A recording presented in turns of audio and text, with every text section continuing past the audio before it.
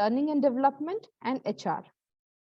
He is associated with the Philippine Society of Training and Development. Welcome, sir. Moving on to the next panelist, Mr. Digvanta Chakraborty.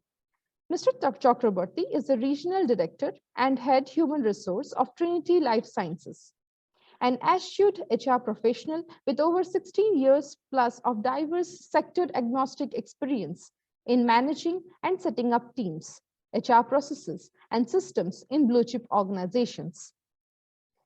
Mr. Chakraborty is a strategic and compassionate people leader. He has demonstrated success in spearheading the design and execution of complex global employee and community-based transformations focused on the future of work. He owns knowledge and experience across all talent and people operations verticals. Believing in culture, leadership, and change highlights span talent management, employee experience, work-life and flexibility, diversity and inclusion, organizational effectiveness, and community engagement. Mr. Chakraborty is a distinguished alumni of ISB Hyderabad and is Wharton Business School and Thomas Profiling certified, along with the Gallup Strength Finder.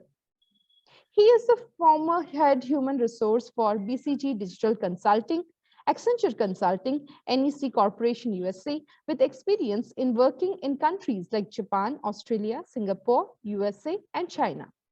He blogs for the Economic Times, the Times of India, and has written many articles for Business Line and People Matters magazine.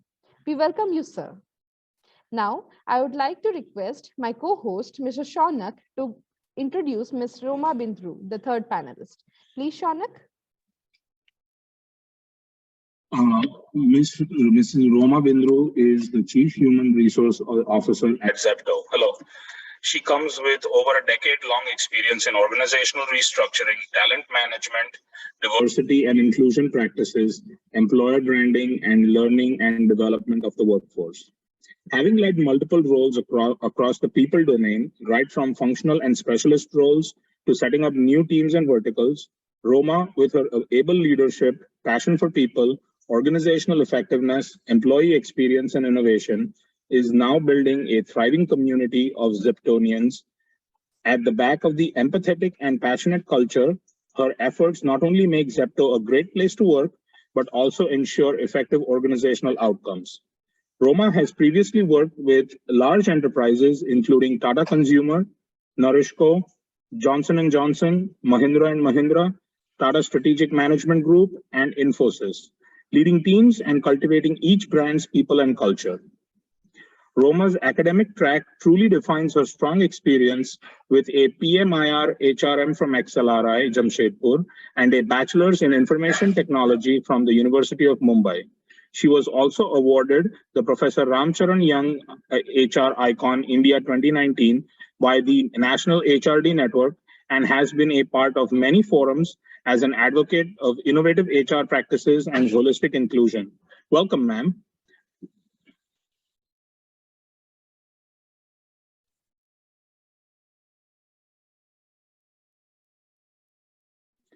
Now, I would like Ms. Divya Enamdara, a student of XLRI Jamshedpur, to take over the panel discussion as the moderator. Thank you, Shaunak and Shilpita, for the introductions. Welcome to the panel discussion of strategies to navigate era of teamwork and collaboration. My name is Divya, student of PGDM General Management. I take the pleasure to invite all of you for the discussion today. Together, teamwork and cooperation can promote a positive workplace culture and atmosphere where groups of people can effectively and efficiently accomplish goals. Collaboration among team members can foster creativity, improve job happiness, identify solutions to issues, and create outstanding soft skills. Workplace, teamwork, and collaboration produce the best outputs along with individual and team development. Conflict management, interpersonal skills, productivity, efficiency, and common goals are a few among a lot of aspects that get enhanced when we have collaboration and teamwork. Today, we will listen to all our panelists more about what teamwork and collaboration mean to them and what are certain strategies they built in their teams and organizations for better outcomes. To begin with, So, Tigwanta sir, and I would like to start with you about the strategies to navigate around the teamwork and collaboration. Over to you, sir. Thanks, Divya, Shilpita, and Shanak for a warm introduction.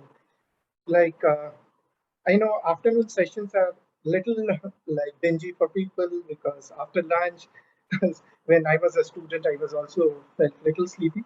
But we'll try to like keep this session little fun, so everybody should be like. Sir, we are losing your voice. We can't hear you properly. Can you hear me now? Is it better?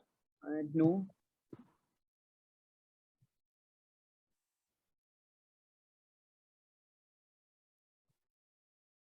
Can you hear me now? We can hear you, but still the voice is a little low. Initially, it was good.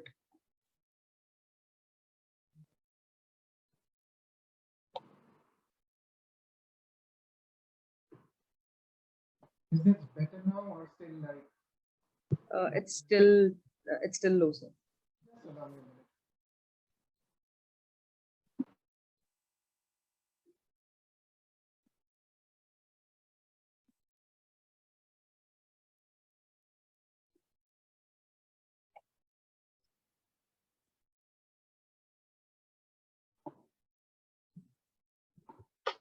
Better now or still like?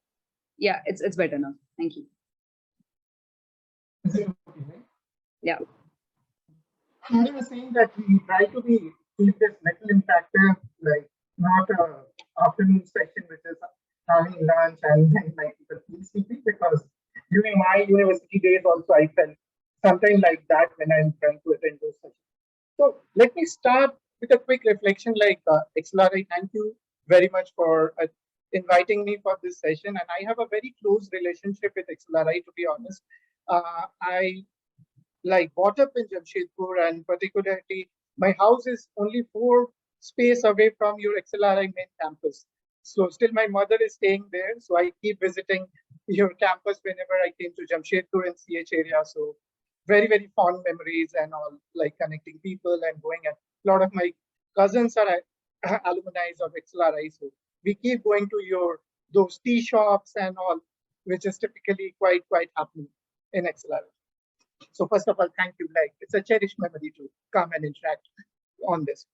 Now, let me talk about a little bit the organization which I'm particularly representing today, like Trinity Life Sciences. When particularly I joined them very recently in 2022 in the month of February, and they start interacting with me in 2021 somewhere in June and July. And to be honest, like I was not aware about this organization because I work with Accenture, BCG, work globally, a lot of spaces. But like this is a very new name came into my dictionary, and then particularly when I start Googling about it, and then I figure out, oh wow, this is something which is why I haven't like know about this organization, because they are connecting with each and every big player of life sciences industry today. So that's where their global network works. And like they are 25-year-old life sciences consulting company in US. You're talking about any like medical device, medical company, medical life sciences consulting organization are connected with Trinity today. So that's where like we particularly keeping ourselves a little bit on the back step, like showing something like much like a director who create a nice movie, but like they are the one who creates that. So similarly, like the drugs which is come to you, there are a lot of strategy typically made by Trinity and the labs which forming it, marketing it. So that's where particularly Trinity plays a big role. 2017, we came to India. We established our headquarters in Gurgaon, where I'm currently based out of. And then the journey was fantastic. Like they are growing, they are in a very speedy space. They acquired companies like within last 3 decades, they had acquired close to 6 or 7 companies. Our recent acquisition, which is done by a Bangalore-based company, which is BQ Analytics. So Trinity is now spreading their foothold in India. And that's where we try to also look at India as a big potential market for us in the life sciences space.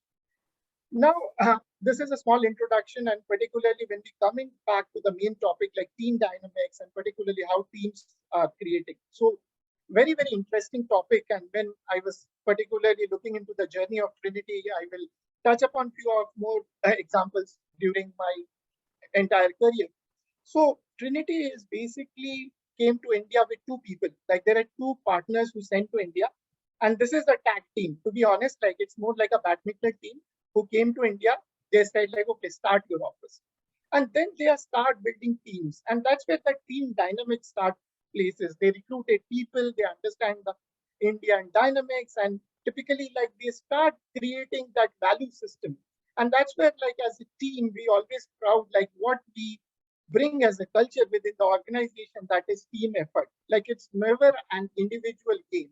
And that's what even in consulting, like when we go to a client, like one person will not able to produce the outcome which a client looking for. It's completely a 360-degree team effort, which whole team will come together, try to deliver. And they said like, okay, this is something which will be the best for the team. And everybody plays a very, very crucial role into their cog and the wheel. And when we look at history, without teams, no organization gets success. Like you tell me that one person creates success stories. I don't think like any example will come up, like Apple, Google, like they are all lean on teams, like all organizations, like BCG, beautiful teams, Accenture, beautiful teams, like all those teams, like people, teams coming together, and they create that effective impact to the industry. And they said like, okay, guys, we are the people, we are the team who are really coming up. And I'm particularly, that's why very fond of this concept of people teaming and all. And that's where like I just, as a starting note, teaming is something which people always look forward. That's a building and stepping stone for any organization. So over to you, Divya. So that was an amazing way to kickstart our discussion, especially when you just mentioned about belonging to Jamshedpur and the nostalgic feeling of visiting our Sham store and all of that. That's really a great way to start. Moving on, I would like to ask the same question to Mr. Parshuram Das. Sir, over to you. Hi, good afternoon. Thanks to the social media and the connection, like sitting miles away from you now at Philippines, Manila. Good afternoon to all of you in XLRI. This happened like one small WhatsApp chat initiated me to get connected with you guys.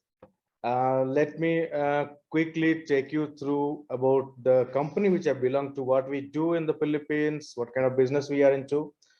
I hope most of you have seen the doctors. When you go to the doctors, there must be the sales reps, those who go and wait for the patients to complete the treatment so that they can enter and talk to the doctors for the products.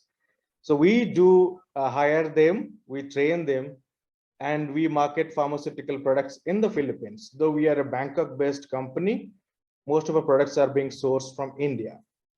Now, Philippines is a country which is more than 7,000 islands. And imagine one medical rep who is based in one island talking to the manager who is based in another island, collaborating with the head office, which is in another island. So the transportation is mostly through flights, and all the revenue generating function, which is more than 70% of the entire company's employee list, they are always away from each other. And here comes the subject, which is teamwork and collaboration. How do they collaborate with each other? How do they collaborate with the customers? How do they cover the customers? And how the doctors, when eventually they treat the patients who are into anti-cancer or neuropsychiatry or anti-epileptic, what we need to do as an HR professional, so they are motivated, they keep connected, and they value their job. Not only value, they respect their job, because each and every efforts of theirs is helping that poor person to get a generic medicine which is affordable, which is more economical as compared to AstraZeneca, Sanofi, Pfizer, and GSK. So here, when in the head office, we generally recruit via remote. Like we never see our people in years, but still we collaborate, still we understand their problems, still we take care of their medical insurance needs. So yeah, that's a great platform to share my experiences. I have been for last 8 years. If you have heard about a company called Cadila Healthcare, I was here for 4 years. And the last 5 years, I am connected with V Pharma, which is a Thailand-based company, but we are majority in Southeast Asian countries. We are planning to expand in French West African countries. We do manufacture in India. However, we have not been very strong in marketing in India. Yeah, I come from a background of pharmacy. I belong to a place which is very near to Jamshedpur. I'm from Bhubaneswar. I did my pharmacy from Bhubaneswar, worked in Mumbai for some time, in Andhra Pradesh for some time. So I welcome you all to this interesting interaction. Would love to share some of my experiences, both in good and not so good experiences. Thank you very much for inviting me. Over to the next speaker and the moderator. Thank you so much for that, sir. Roma ma'am, over to you now. Thanks, Divya. Thanks for the honor. Very happy welcome to all the people who joined on a busy Sunday at 2. As someone, I think, as Mr. Chakravarti had mentioned, it's the worst time possible for a panel discussion. But I'm happy to see so many people have been brave enough to put up their pictures, to actually come online, put up their videos. So thank you for that. I expect you all to know my name and bio. Let me be very upfront. That's the minimum expectation I have from XLRI folks. So I will not get in detail about who I am and where I come from, but maybe just a minute about me. My name is Roma. That's something you already know. I'm born to Kashmiri Pandit parents, and I've traveled quite a bit in my few years that I've been around. What excites me a lot are controversial conversations, because I believe it's very easy to go through easy conversations, but provocative, controversial conversations are something that I love to have. Why am I here? Because anything for my alma mater. I think I owe a lot to XLRI. I've grown the most in my time at XLRI, and I've learned a lot. So that's the reason why, I told someone that, even if they call me to just strut and go, I'll still do it. That's how much I love the institution. Coming back to the conversation that we are having today, which is about, the era of collaboration and teamwork. I think, as one of my co-panelists also mentioned, that I don't think there was ever a time when teamwork or collaboration was not required, and I'm going to be a bit more pedantic about it. Even if you talk about evolution, the fact that there was division of labor, the fact that there was actually a male-female form created, all of that was purely because of division of labor, right? And because of teamwork, and because we needed to create specialized institutions, specialized characters, specialized attributes for us to be better than where we were. Throughout the ages, be it about when we were fighting wars, teamwork and collaboration was even important. Then when we settled down, across the entire evolutionary chain, I don't think there's ever been an era which has not been about teamwork and collaboration. So the question that merits a discussion today is that why are we discussing today? Why is it important today? So my sense is, today the cultures are changing a lot more across the world, right? You see so many movements coming up, which is all about collaboration. If you see, what's happening in Iran or what's happening in India, and these are not always educational or organizational upheavals that are taking place. But today, when we talk about even social media, the connect that is there in between people is not just limited to people who are physically around each other. It's a lot more also about people who can virtually connect socially. And hence the opportunity to truly create an upheaval and transform is a lot more in today's world. And hence today it's not just a conversation which is to say, okay, there were 4 people together, they went and fought a war, or there is a family who's creating something together, or there's a village who's all come together and they're doing something. It's about actually forging connections way beyond what you can even envisage at times to truly create a tremendous change. Not just that, I think also the fact that there was a time when we used to, I'm sure you also would have gone through the Hofstede's, culture theory, wherein you had to say that, there were people who are individualistic, there are cultures which forge teamwork. So India, China, it's all a lot more about team-centric, there's a hierarchy, but maybe Europe or in America is very individualistic. Today, those lines are blurring all across. So you have cultures which are blurring, you have physical presence which is blurring, you have ideas which are taking shape across the world. You're talking about a hybrid model, you're talking about a flexible workforce, you're talking about a lot of individuals who don't need to do a lot of teamwork when they're growing up. Many families today do not have more than one child.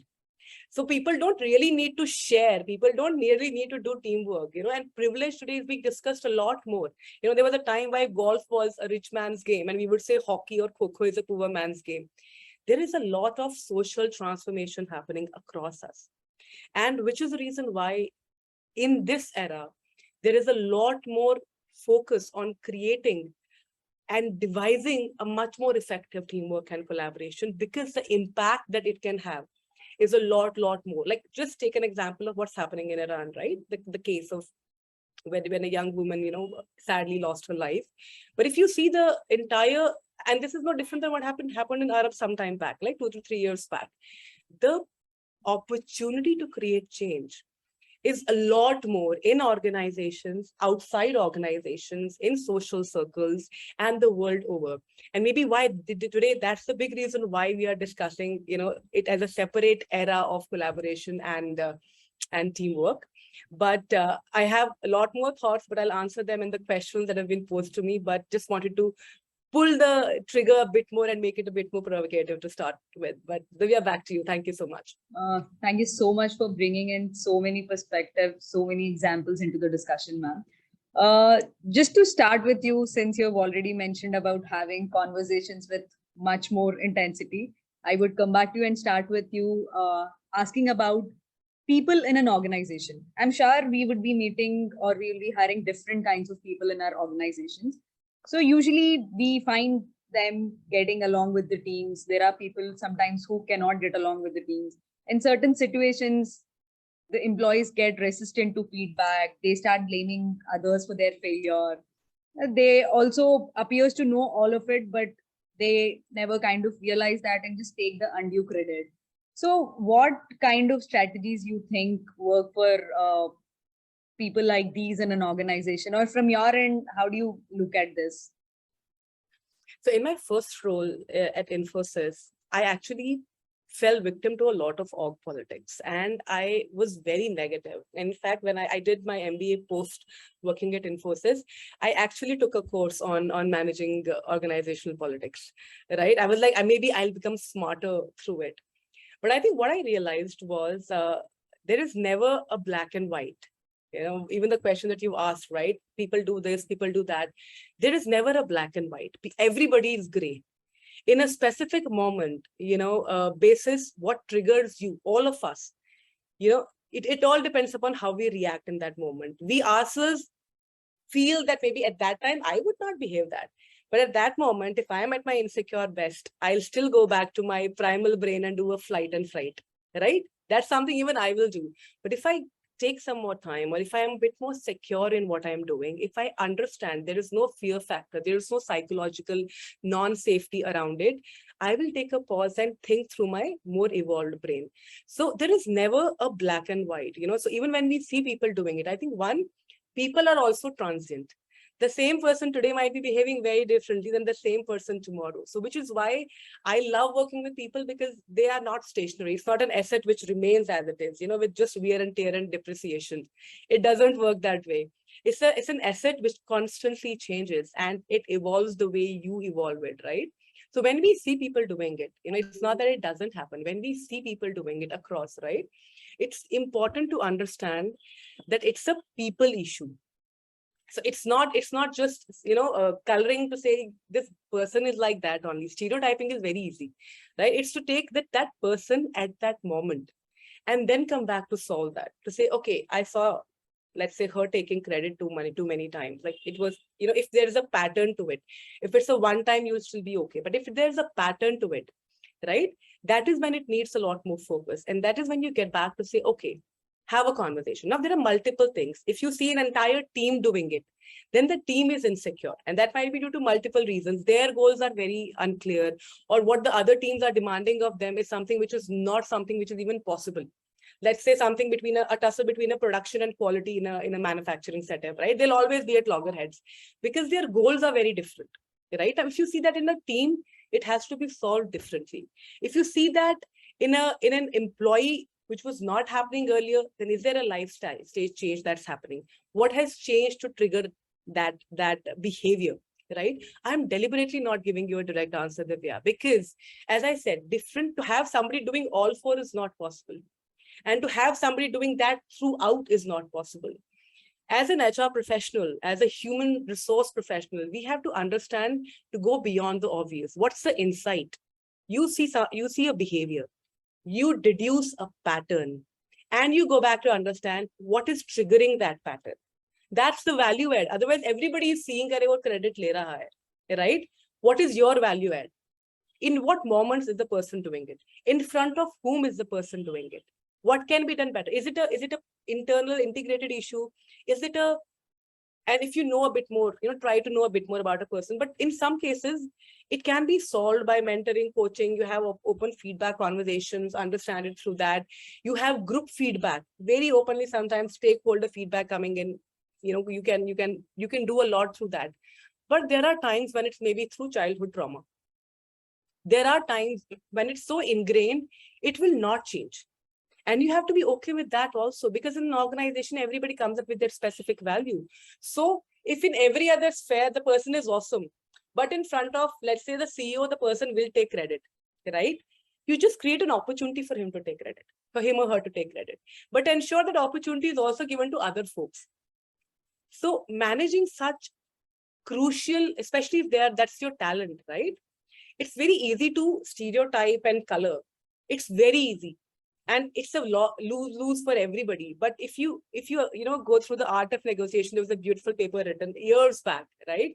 They always say the opportunity to create a win-win trumps over an opportunity to create a win-lose-lose-lose-lose-win, right? What is that win-win? How is it that you create that psychological safe space for that person also, but also ensure others don't feel, pressurized because of that. Now, for example, if you see a leader doing that consistently, then there's a feedback given very clearly. And in front of especially people who are afraid of him, right? You will take a much more stronger stance to say the conversation is equitable, right? So you have to figure out what is the frequency of that behavior, in which areas that is coming up a lot more. Does that need solving through mentoring, coaching, counseling, right? And what are those trigger points? Because as I said, I think humans have evolved because we are very, very adaptable, right? So we would still, the first response is always to still give them that opportunity to say, this is what we are observing, this is where it's happening, there seems to be a pattern, and this is the feedback that's coming from people. So what do we do about it? And it's always great to put it as a conversation. See, but understand, Divya, there might be cases, which is why in leadership assessments, we do something known as derailer assessment also. There might be roles in which this will not work. And then the opportunity is, how do we find the right role fit for that person, right? As long as we still feel that we both can add value to each other. Worst case scenarios, like sad, but at times you have to let them go. But otherwise, it is a solvable issue if we are ready to give it a lot more time and effort.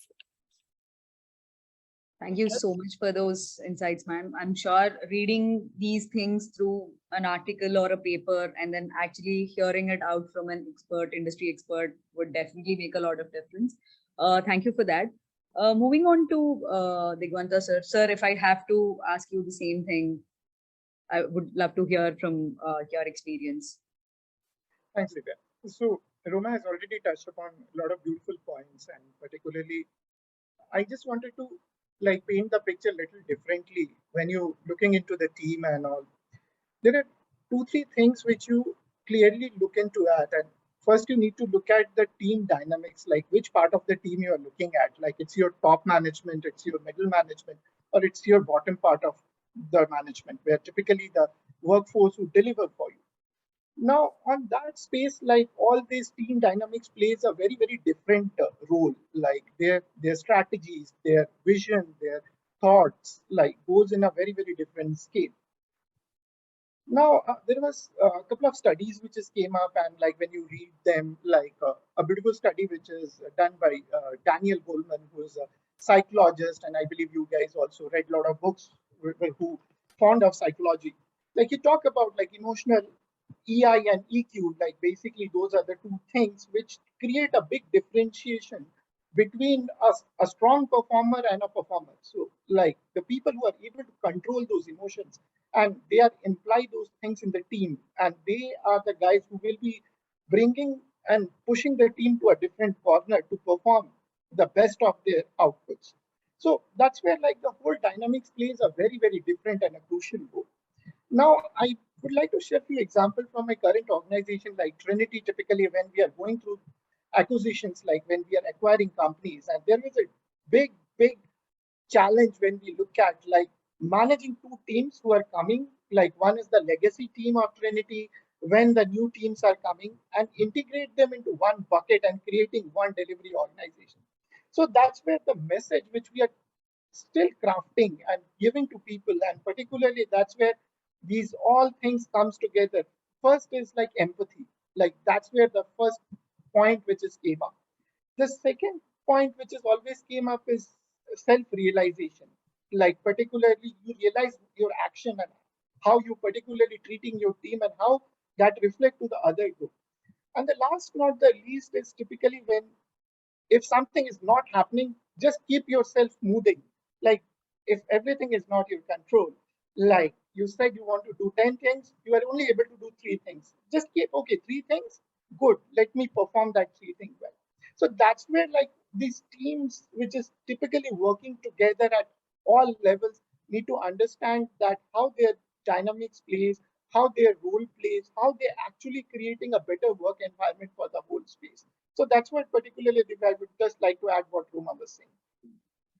Thank you for that, sir. I think as an individual, personally, I connect a lot with the locus of control point. There are certainly definitely certain things which are not under our control, where we end up thinking that this is something that I would have probably done, but that's something that could never happen. And empathy is something that is much needed in today's era. Moving on to Parshuram, sir. Sir, what's your thought on this?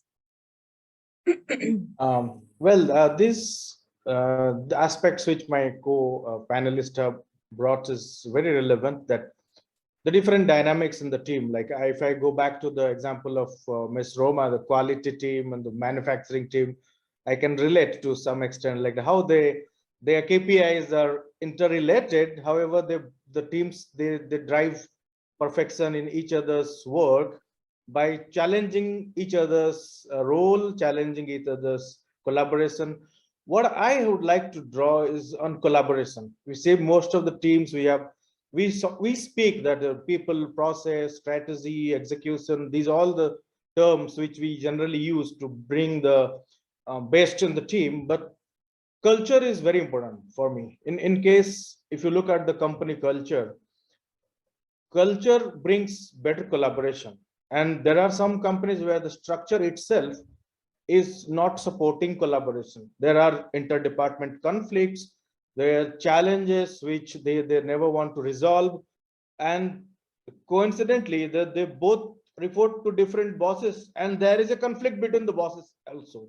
So there are generation of conflicts which prevents collaboration.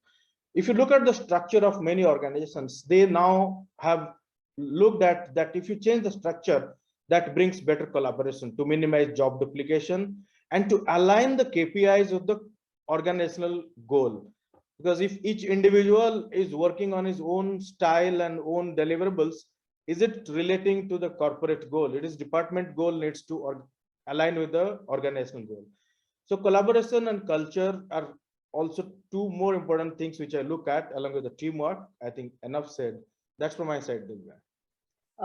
Thank you, sir. Thank you so much for that. Just starting from where you have taken a pause, to ensure this alignment or alignment between strategy, HR strategy, and business strategy, what are certain things that you do at VE Pharma? Okay, good. So business strategy comes first and HR strategy follows. So business strategy, let's assume we have plans to inroad into a market which we have never been to. Let's assume a specific segment of therapeutic areas where we are planning to launch something. Now the business leaders, the owners, they would request that, oh, this is a segment we're trying to operate. We need people. Now you need a very specific skill set. And coincidentally, the HR or the person who is into talent acquisition is not qualified enough to understand what's the role of that specific role, what kind of knowledge, skills, qualifications. So that needs a bit of homework to be done. Like if the HR has to bring on the people of the specific skill set, HR needs to learn the business. HR needs to understand how the industry works, what kind of traits you would like to identify from the person who is coming from that segment. Number two, are we also aligning the performance of the individual with the KPIs of the HR? Like, for example, how many of your newly hired are getting regularized?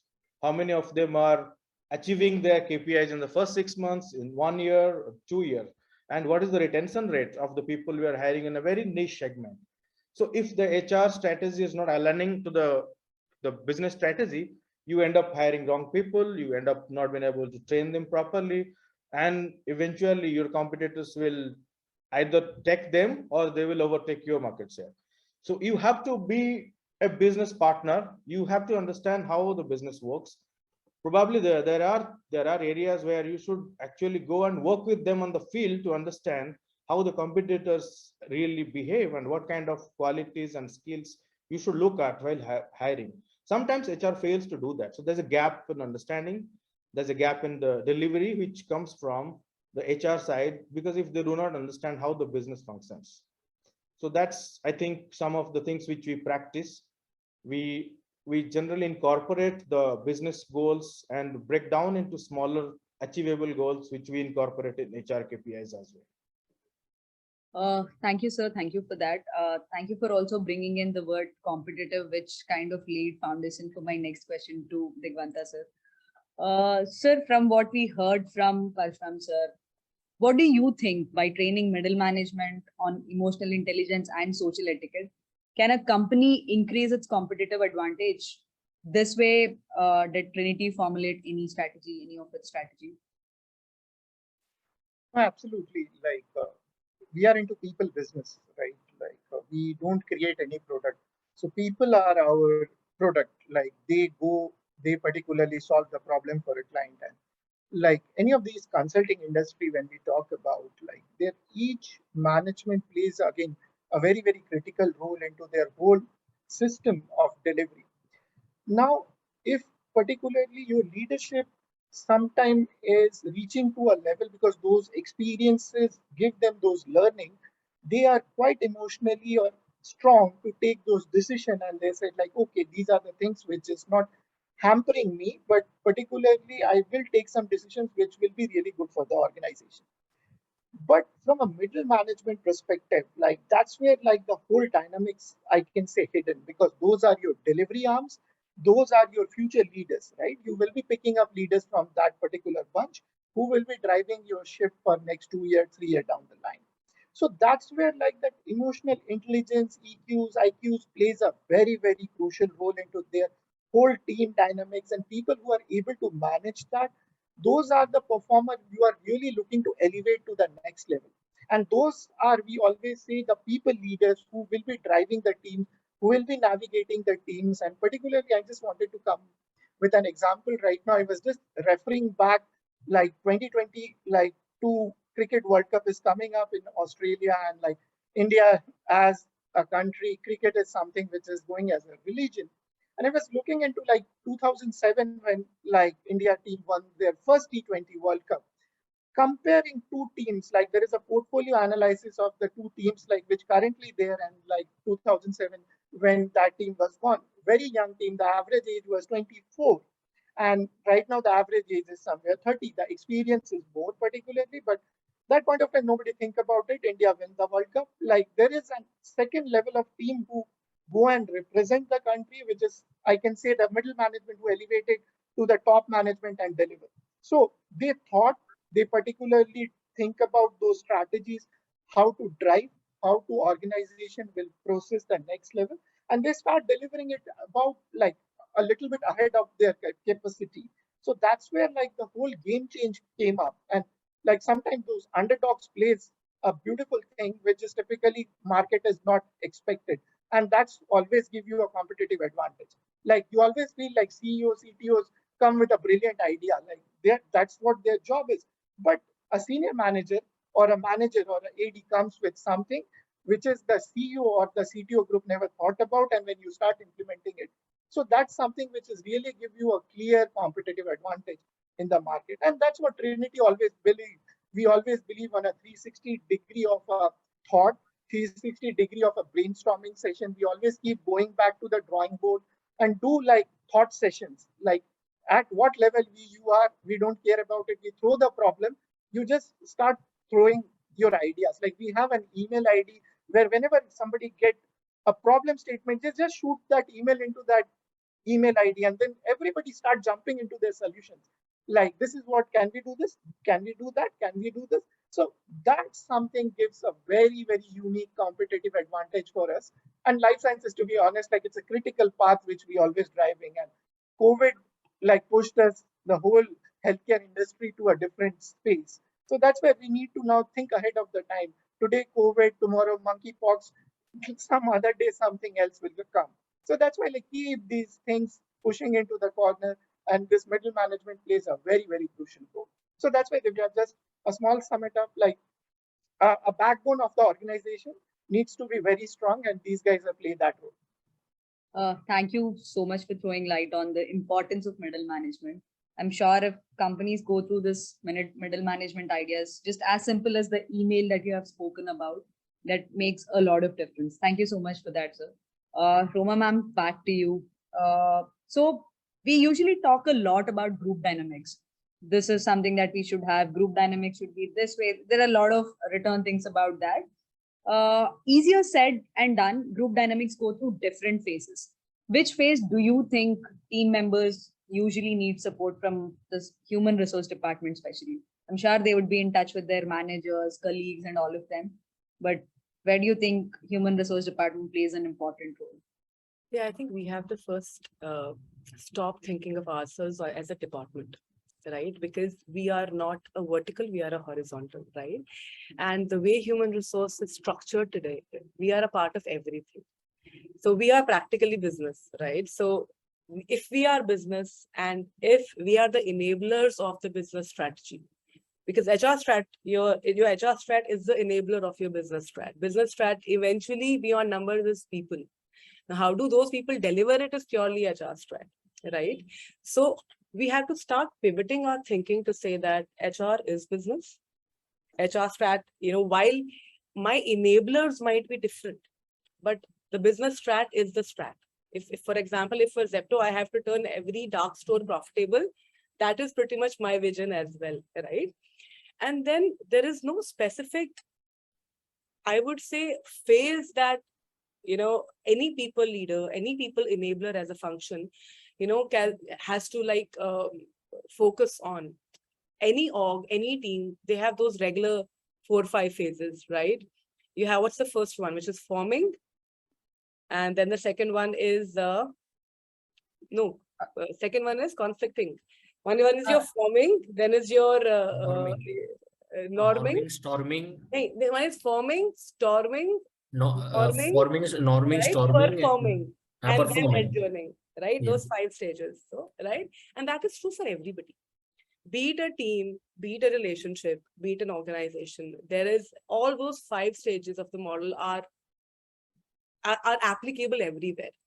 And as an enabler of people, you'll have a role to play in everything. When there is a forming of a team and an organization, I'm saying that because now I've been a part of 2 startups when I've literally created the entire team from scratch, right?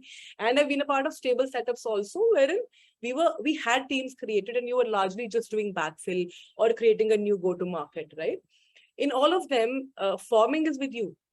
Your onboarding or succession planning or your talent movement, your hiring, all of that is your forming, right? Like that is something that anyway goes through, right?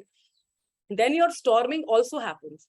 Anytime you have a new leader, anytime you have a new team set up, anytime there's a new disruptive idea like Zepto that comes into a market, there's so much pressure that comes in, right? So you are a part of teams at that point as well. So you'll be doing your assimilation, you'll be doing your stabilization, you'll be doing your focused, interviews, focused conversations a lot more, right? So, and when norming happens, it's even more critical because now you are making something scalable. You are defining the ways of working. So you be it through your employee engagement surveys, be it through your assimilation interviews, your FGEs, whichever technique you use, right?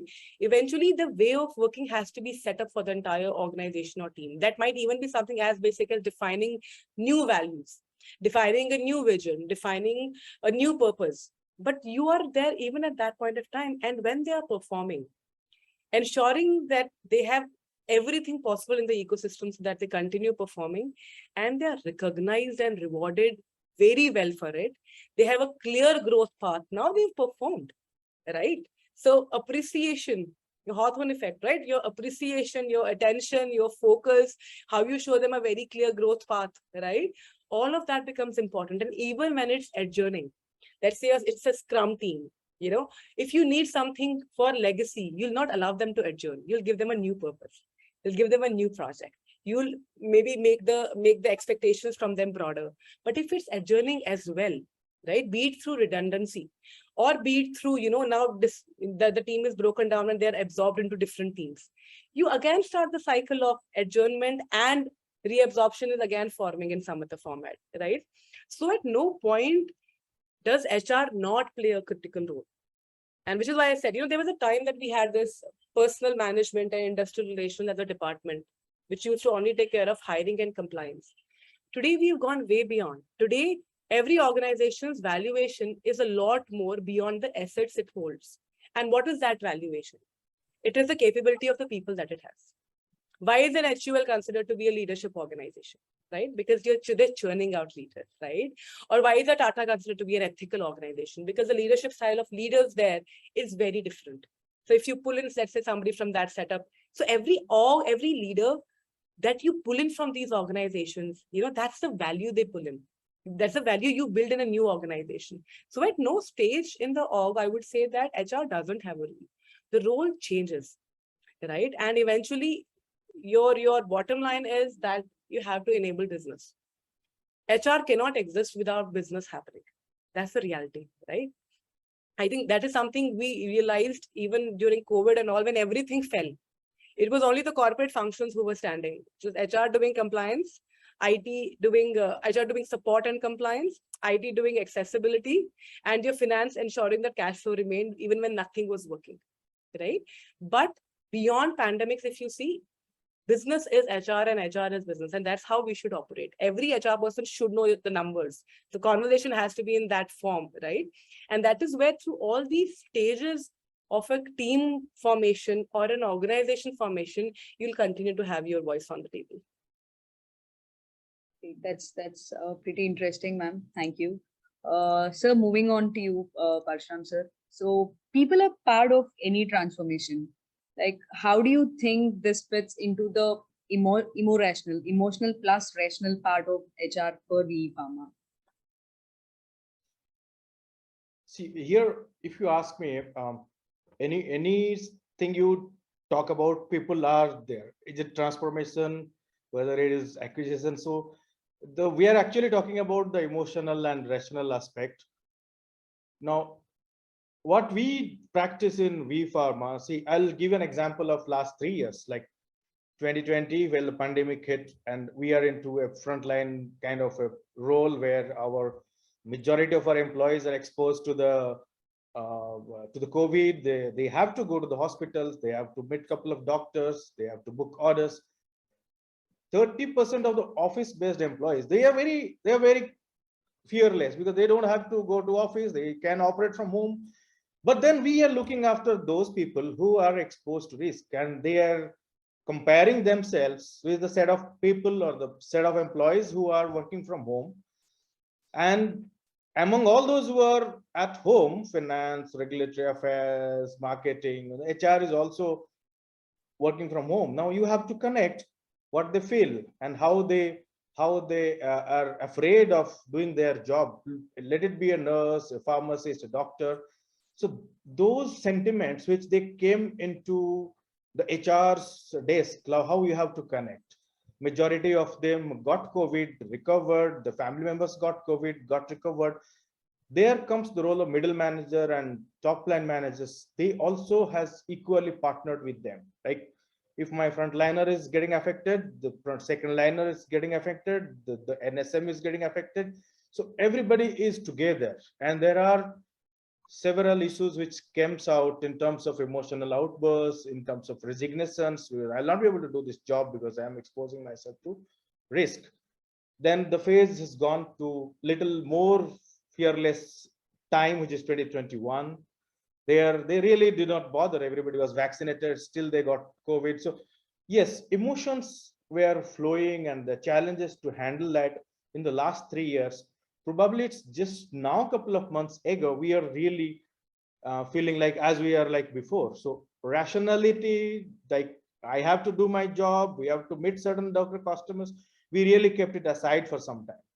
We wanted them to be safe, we wanted them to be feel valued, cared, and we wanted the business to flow, even if they're doing their job, not visiting the premises, not going to the customers. If they are achieving their objective, we are fine. We kept our emotional connect more towards an human side rather than a business side. But business happened, we still grew.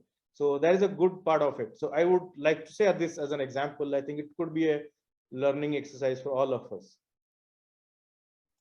Thank you, sir. Thank you for that. Sir, the next question is to you, Digvanta, sir. So I'll just go a little away from what we are talking. When we also talk about hyper-personalization of the workforce, do you think regular old practices on teamwork and collaboration would work, especially when it comes to an industry like life sciences? I think this is a very interesting question, and we keep talking in the management and the boardroom, like, does the old practices, personalized way of like these things will work more effectively for the people, or should we change and create something which is little different? And that's where the whole dynamics come. And like, again, there are a lot of pointers which goes back to the same pointers, like when we talk about the group team dynamics concept, like one stage at a time, second stage at a time. So in the same phase, when we are also thinking about giving a personalized solution for a client or our own people, then the question is how long it is sustainable for the whole group. Like, you need to create something which is sustainable for a long run. I can do a personalized gifting package for my team today, and then the team size is 10. Tomorrow, the team size goes from 10 to 200. I don't know I'm able to sustain that personalized packaging for whole those 200 people. So that's where like plays a very, very critical and a swift role, that where these personalized touches required, where we see that, yes, this is where we particularly need to do a one-on-one conversation, where we create those solutions on a one-on-one base, where we create, no, this is something where we will cover as a whole, as a population, and say like they will drive it. Now going back, because COVID is something which is typically, there are a lot of organizations keep learning, and that's where like the learning curve get a super fast track. And that's where like initially there are a lot of things where people and the organizations start bucketing in two folds. One, which is good for the whole lot of buckets. Like let's say like in the initial phase, everybody says you go and work from home, like because this is a safety hazards and things like you don't need to come. Now the COVID situation goes down, and now people are thinking, okay, can we come with a hybrid model? Can we come with something which is typically like a once in a week for the employees? Can all the work from home model still work? So that's where like the personalized approach for each and every team get changed. And that's where the dynamics also start taking in a different space. So coming back to the same point, like we need to analyze that what teams are required, and that analysis is very, very critical. And if we are able to do that at the right frame, and then the structure will create accordingly. In Trinity, when we talk about as a life science industry, and when we go to a client or do the same thing, like do you require a personalized solution for that particular product, then it seems like the same question keeps back to us, like, is it for a mass or it is for some set of people when it is goes and deliver? And that's where like we always try within the organization as well, like two buckets, which is like for certain set of people, which is goes to the whole organization. And that's where we start building up as a long run. which could be a sustainable model for us to Divya. Thank you, sir. Thank you so much talking about that. Roma ma'am, back to you. So what's it like to be in an organization that's growing so quickly, particularly within HR and recruitment, when we see a lot of attrition happening, when we see a lot of people coming in and going out? How does that look like? Okay. So I think you're referring purely to Zepto, right? So yeah, it's to Zepto. Yeah, actually our attrition is amongst the lowest in the industry. So, but I would want to just answer it a bit differently. When you are creating an org during COVID, the Zepto actually came into being during COVID because there were two teenagers who couldn't find grocery on time. That was what led to creation of Zepto, right? At that time, as some of my co-panelists have also touched upon, the fact that we were able to amass a force of around 500 people within 4 to 5 months. Most of them were work from office because we were an essential service, so we could still operate, right? And only tech was hybrid, right? And tech still is hybrid for that matter, right? I think what drove us a lot more was conviction in the model. So when we started hiring also at that point of time, our hiring traits actually focused a lot more on people who were very high in accountability, integrity, ownership, and very strong conviction in the model, very high focus on customer focus, right? Customer, what do we call, obsession, and a very clear attitude of can do, like we will figure it out, right? And I think from the very beginning, being very mindful of what we are looking in candidates, right? What kind of org we want to build in, and how do we build in a form that is scalable? So not all functions are needed at the very beginning, right? How do you structure it in a form that is scalable time to time? And then moving on to a point wherein we didn't want to hire any generalists at that point of time, because we were very clear we want to hire people who've done this before. So being ruthless in prioritizing those folks and ensuring that we paid them or we rewarded them at an industry price, right? So I think for us, all of them were critical strats. Be very clear about the behavioral aspects of the talent. The talent has to be super skilled in the specialization and should have done it before, should have created teams before, right? So unblock your top first, get your leadership in mind, right? Have a clear initial structure that you want to build, and then pull in the right talent with those hiring traits, but for specific roles with a scale of this much. And then when you start scaling up slowly and slowly, what are the different teams you want to build for? What are the different teams you hire for? Ensuring that your culture in the ground remains as it is, right?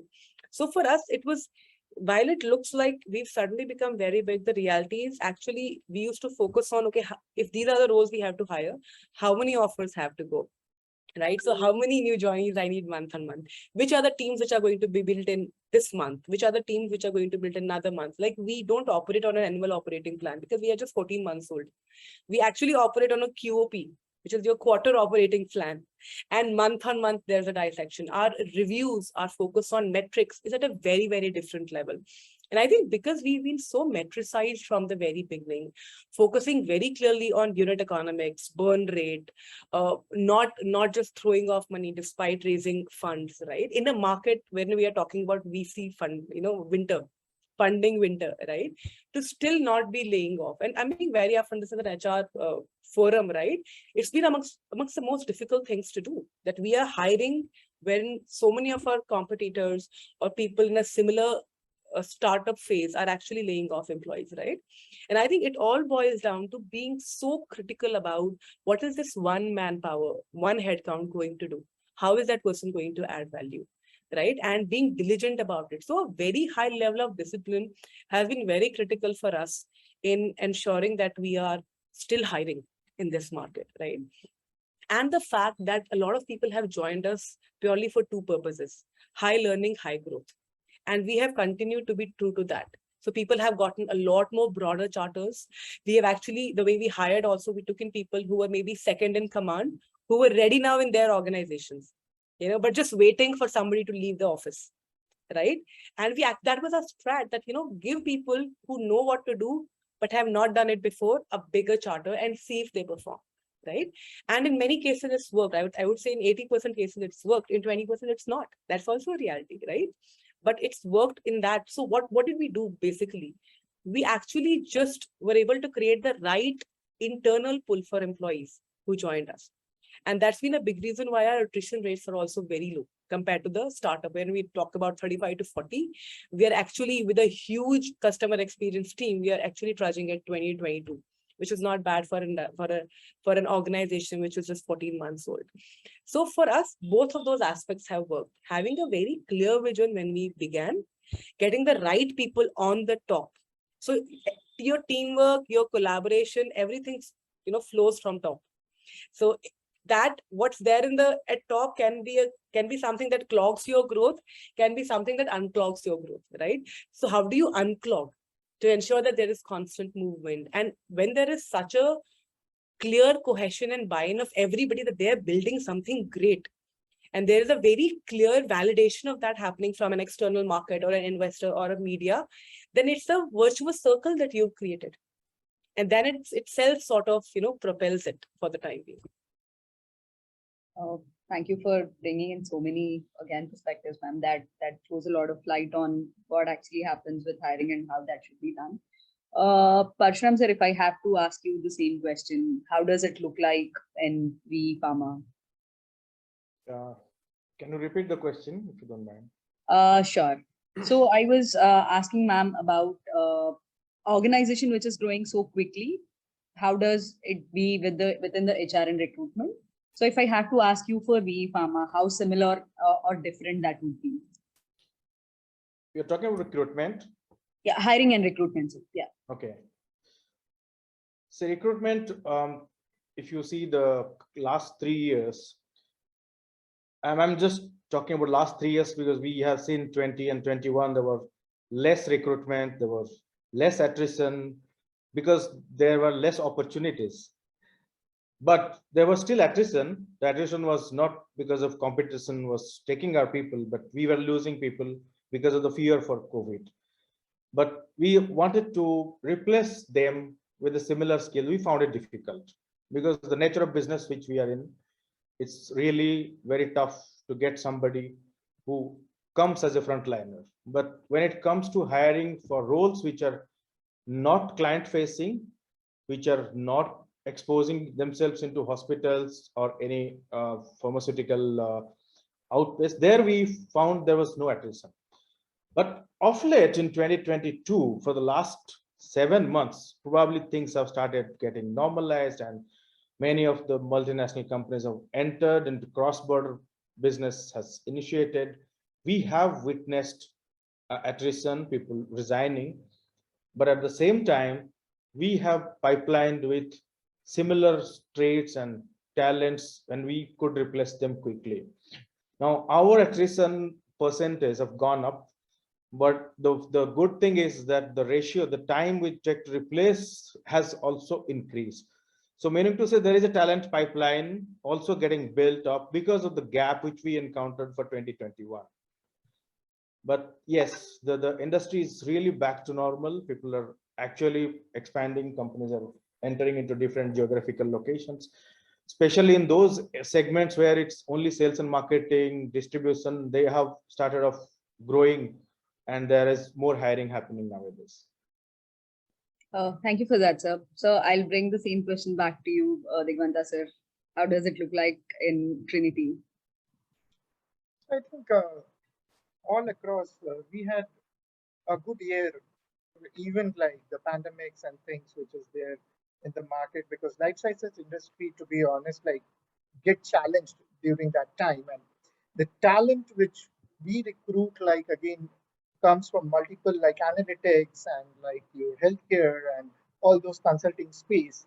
They particularly feel there is a need for more and more talent to be pushed into those sectors, because previously, like there are a lot of, I can say, a less awareness in India as a region, like they particularly go more towards those management consulting kind of a concept.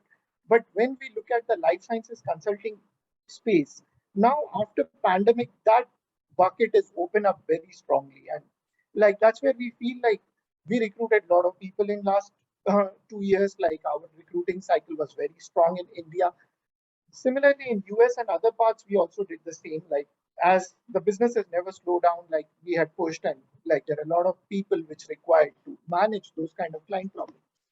The third piece is like previously the clients who never thought about the importance of this side of the business. They said like, okay, maybe some of our clients, they pushed their plans for next few years to put it into their roadmap.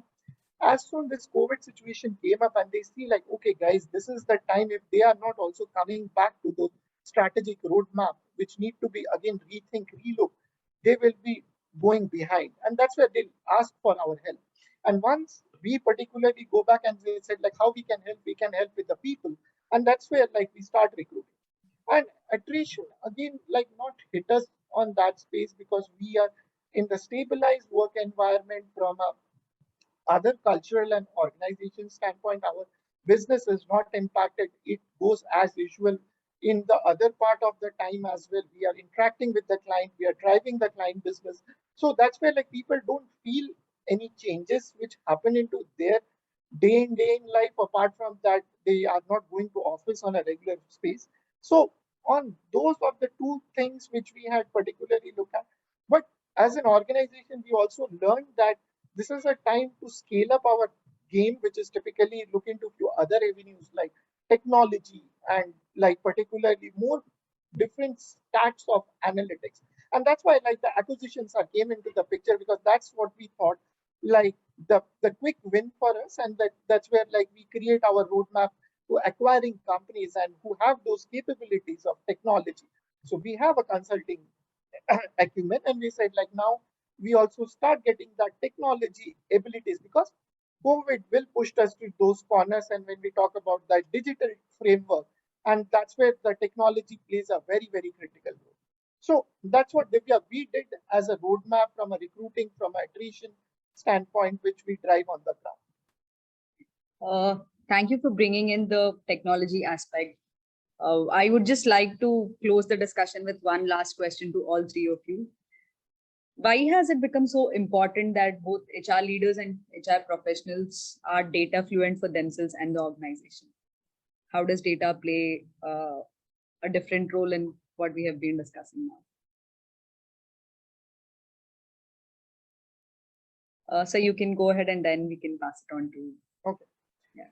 So let me start a step-by-step answer for this particular question. Like when I started my journey, like in 2007, when I get placed in one of the companies in Japan, and like that's my first HR career starting point, and I was start interacting with few senior leaders, and those are typically Japanese, and they are very, very data driven. Like they always ask reports and all those things, very minute thing. And I was a very, very young professional joined. I said like, why they need so much data every time? What they will do with that? Like, are they really need that data? Like I'm a junior person, they are just bothering me. Like they want this report, they want that report. Then similarly, when I'm growing up to my ladder of my career, like I joined Accenture and BCG, and today when I'm particularly working with Trinity as the regional HR head, like the same thing, like I also pushed my team to get those data. Like I need data for do this analysis. So data is, to be honest, very, very important to create the strategy. And that's where like you need some reference point, and that data will always give you that reference point. Like in 2020, when the COVID situation came up, and I was in a meeting with BCG CEO, and particularly the India CEO asked me, how many people are there in offshore? How many people are in India? Where are these people are located? All data related questions before we prepare a COVID strategy. And that's where like the data plays a very, very crucial role. Today, managing my budgets, managing the department budgets, everywhere data plays a role. So that's why sometimes when I look at and sitting on those Excel sheets and all stuff, like my wife and the family came and see, and like, are you working in the finance team or human resource? Because we keep talking about data and like reviews and budgets and stuff. And she, like my wife asked me, have you changed your profession? And I said like, no, that's what I do in my job. So that's where like the data plays a very, very critical role across all the organization, and particularly I believe each and every individual plays some of the other critical part on that data creation. Sure. Thank you. Thank you for that, sir. Parshram, sir. A very interesting question. In fact, being from a different segment, I worked in sales, I worked in learning and development, I've been into insurance industry, I've been in pharmaceutical for the last couple of years. So the larger the organization, the bigger the data, the complex the situation, right? And if you see the bigger the organization, all the D's are connected: data, driving people, and decision making. What I have experienced is your decision making in HR would be near to accurate if you have the right set of data and you analyze it from the right perspective. I'll give you an example. Let's assume somebody asks me, Das, what would be the annual increment for this year, for 2022? Our performance cycle is Jan to December.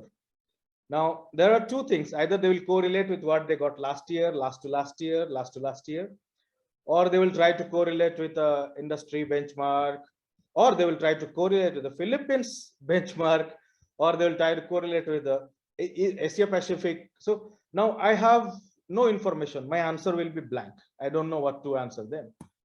But if I have subscribed to some studies, if I have taken some kind of, the job portals, they keep on sharing salary benchmarking data. You answer some 300 questions, they will give you some insight. So if as an HR professional, we are smart enough to collect those information, both from inside and from outside, your decision making will be near to accurate. You still cannot be 100% perfect.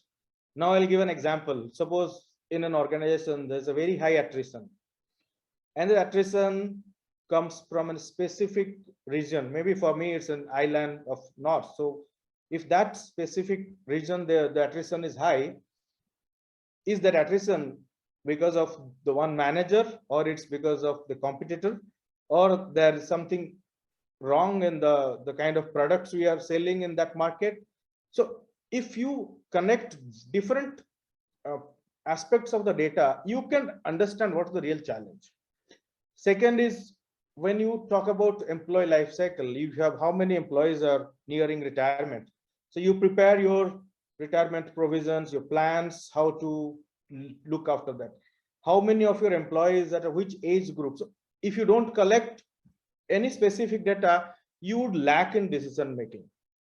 That's from the HR perspective. Now, when it comes to line manager, marketing manager, they drive initiatives based on data, which is working, which is not working. What is working, because numbers never tell lies. So they analyze data and they drive business, and we partner with them. We collect certain information and we use it for employee training, development, and other aspects. So I can say data is something which helps us to decide, and helps us to also plan for short-term and long-term goals from HR and business. Thank you, sir. Ma'am, over to you. See, I have a slightly contra view to it, Divya, right? I don't think in HR and finance, there was ever a time when we were not working with data. Basic things of attendance and payroll and compliance were always with us, right? So at no point was HR not working with data. The question today is that there is a lot more complexity of data available. The decisions that we are taking today are a lot more riskier, right?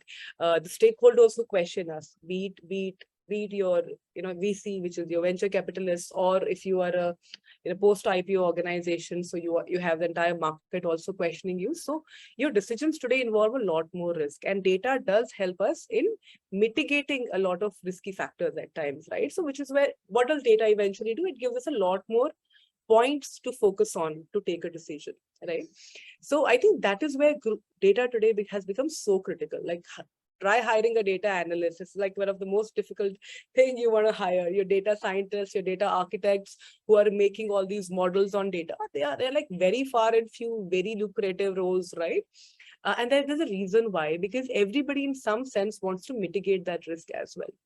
But something that we should not discount is behavioral economics or human behavior, Yeah, which is the beauty of human in the entire world of data as well. While there are data models around that as well, but you should never discount it. When we talk about marketing today, there are so many behaviors which as per data should have flown in a specific format, right? But they don't. Why do you not buy a 180 rupees sell, but buy 2 for 220, right? That is how, this attribution of human behavior, human psychology is also something which is as critical. We've seen amazing data models that have worked where we thought, we could reduce inventory and we ran with it, only to realize that the buying and procurement team was right and they did not use data.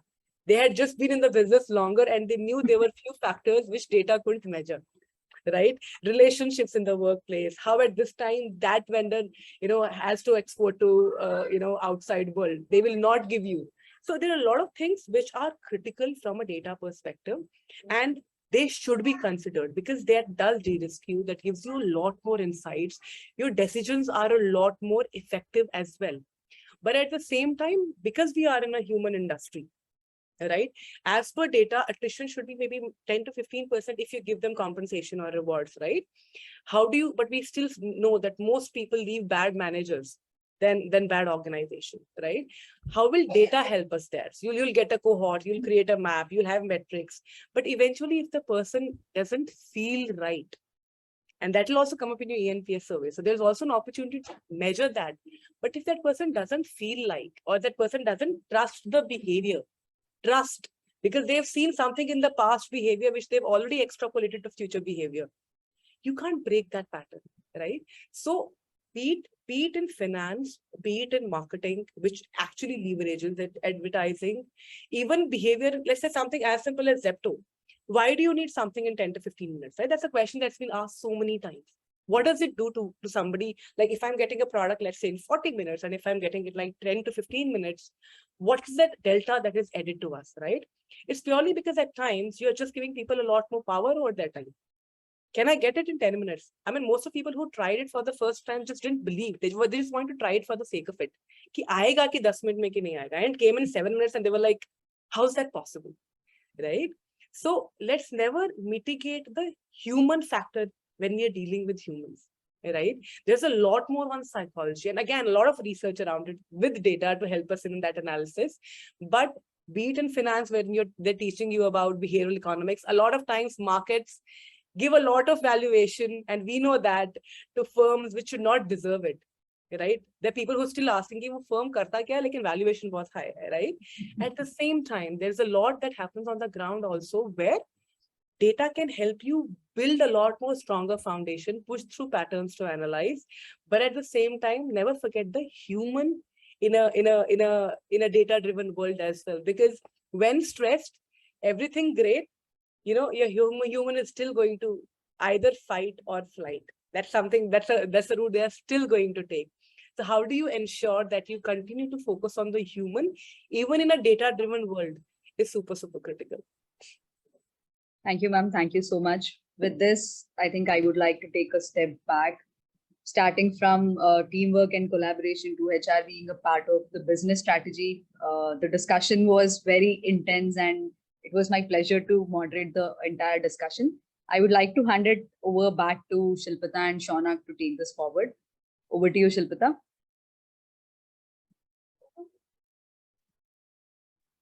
I guess Shaunak will take over from here. Please, Shaunak. Hi. So now we get to the most exciting part of this discussion. The floor is finally open to questions from the audience. I would request the participants to please raise your hands and ask any questions, and we will get to them. Yeah, go ahead, Abhineet. Yeah, hi everyone. Thank you for such an insightful session. So my question specifically is to Ms. Roma, ma'am. So ma'am, I think you've already touched upon all these aspects, but I still wanted to ask you this. So from an organization which is growing so rapidly, I specifically wanted to ask, like in terms of with respect to recruitment and retention perspective, like how do you retain and the talent? And the second part of the question was, how does Zepto differentiate itself from external competition like Blinkit?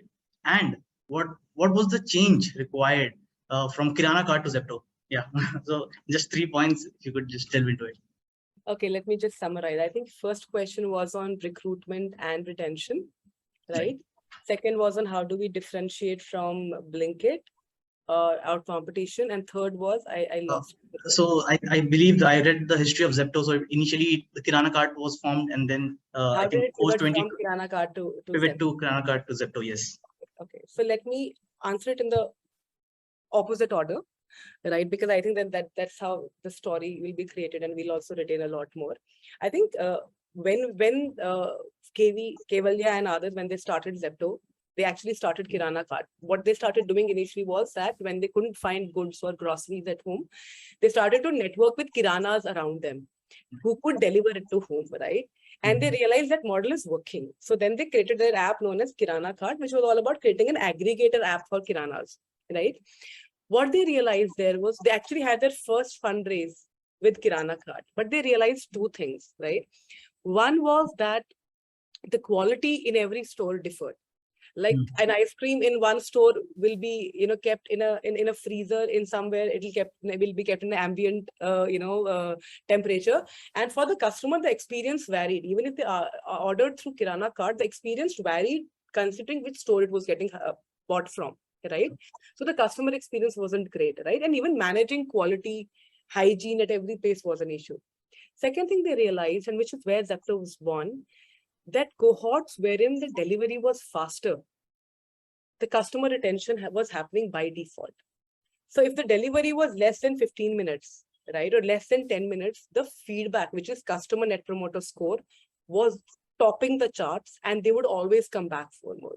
So they'll practically not just buy on an average, let's say twice a week, but they'll buy 3 to 4 times a week, and they'll tell 20 more people. So that was a big reason. Even after the first fundraise was done as Kirana Cart, the organization pivoted to Zepto, and they said we have to go from e-com or an aggregator model to a Q-com model.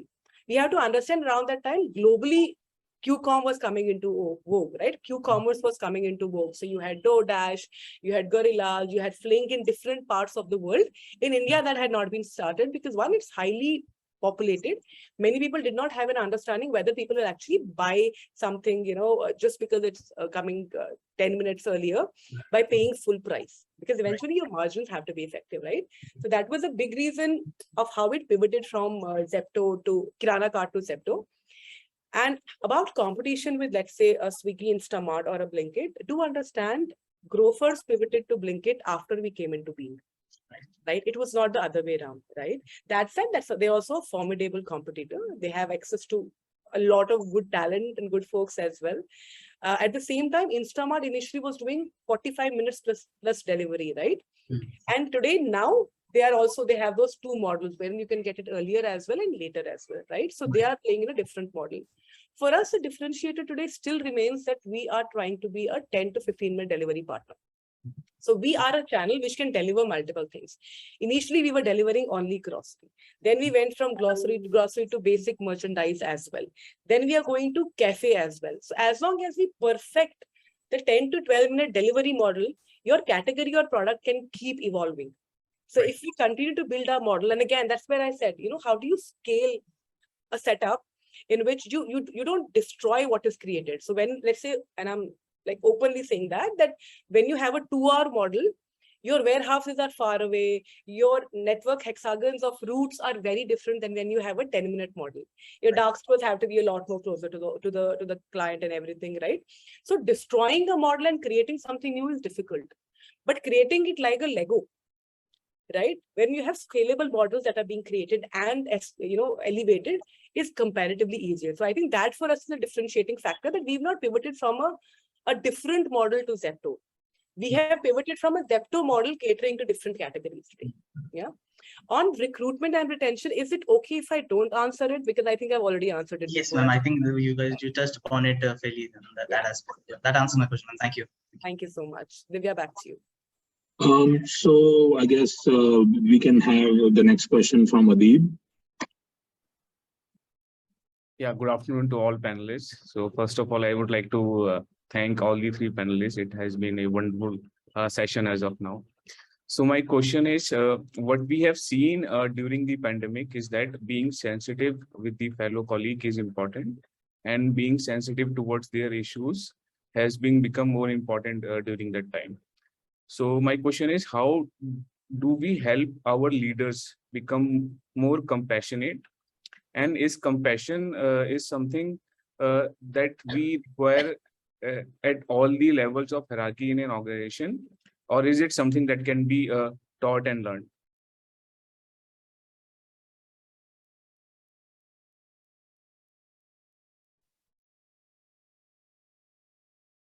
Yeah, so if any of the panelists want to take it.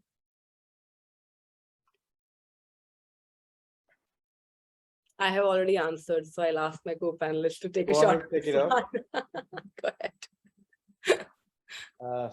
So you meant to say, is it only pertaining to pandemic time, or you are talking in general? No. So I think during the pandemic time, we have seen it more frequently and more openly, because earlier in our earlier session also, what we have seen one of the panelists say that if one of my colleague asks for work from home before pandemic, then I would directly say no, because I know that he will not, or I have pre-assumption that he will not work at work from home. But after the pandemic, this has changed. So just want to understand that if whoever leading our organization, there needs to be compassion about the fellow colleagues who is working under him. So Okay, just the two things I could make out. One is clearly mentioning that should I work from home or not, and the second one is compassion. So I think a lot of HR professionals have said no many times than saying yes, because when we are planning to bring back them to office, it was a real challenge, because when nothing was there, COVID was not there, it was not really that difficult to travel, but still we continue to work from home. But I come from a very different industry altogether. So we are into pharmaceuticals, and though our frontliners cannot work from home, very rarely 25 to 30% of the customers, they allow them to talk to them virtually. But yes, even if we are at a support function and enabling function, we also went to office. But slowly, it was not immediately, and the compassion was at all level. Like, in fact, we were also providing subtle services to the employees to pick up them from home and drop them back, because we don't want each and every executive to travel in the public transportation, those who don't have individual cars. So it was approved. There were a lot of investment of money we have spent, because this is something which reflects how your company cares for your employees. That was demonstrated at all levels. But yes, there was still resistance for people to come back to work. There were also leadership meetings happening, like we were trying to convince, debate, discuss whether to bring them all back to office, or it would be 30% or 50%. And those days when there's a single case of COVID detected in the office, then everybody was panicked. We again go for testing. And so these phases were there, but yes, compassion is a must. If you don't demonstrate that you care for your employees, if you don't value their emotions, it would be difficult to retain them. So it's all correlated.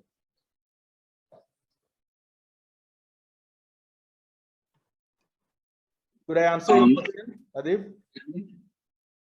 Yeah, sure. Thank you. Thank you. I think we have time for one final question from Shrestha. Shrestha, please go ahead. Hello, good afternoon to all the panelists. Thank you so much for joining us on a Sunday. So my question pertains towards diversity. And we know that diversity, has been an important parameter at workplace. Though it sounds very interesting, I would like to know what are the challenges that HR actually faces when they have to maintain diversity across multiple aspects.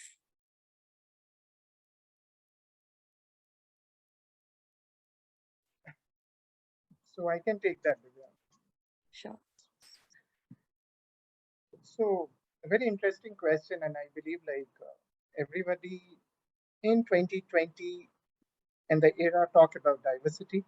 Like across all spaces, you talk about diversity, recruiting people, and like there are a lot of big campaigns going on this particularly to promote this diversity. But as an organization, the first question is what you need to understand that where exactly that diversity fits in your organization. And it's not only HR's job, to be honest, like that's what we need to help and understand each and every level of our people, that it's not a HR project. Like diversity is not a HR project. Recruiting is not an HR project. Performance management is not an HR project. So it's an organization project where every teams, every part of the organization needs to play an equal role. Even a CEO today, who is the topmost in the organization and as chairman, particularly need to think about that the organization required a diverse culture. And that's why they required a diversity. Because the organization need to think out of the box. There is some dynamics need to come into their business. The same way of thought tank think process will not go to the right channel. You will not create a competitive advantage for your business. And that's what this diversity triggered, and people think and learn. Now, this diversity will play a very crucial role.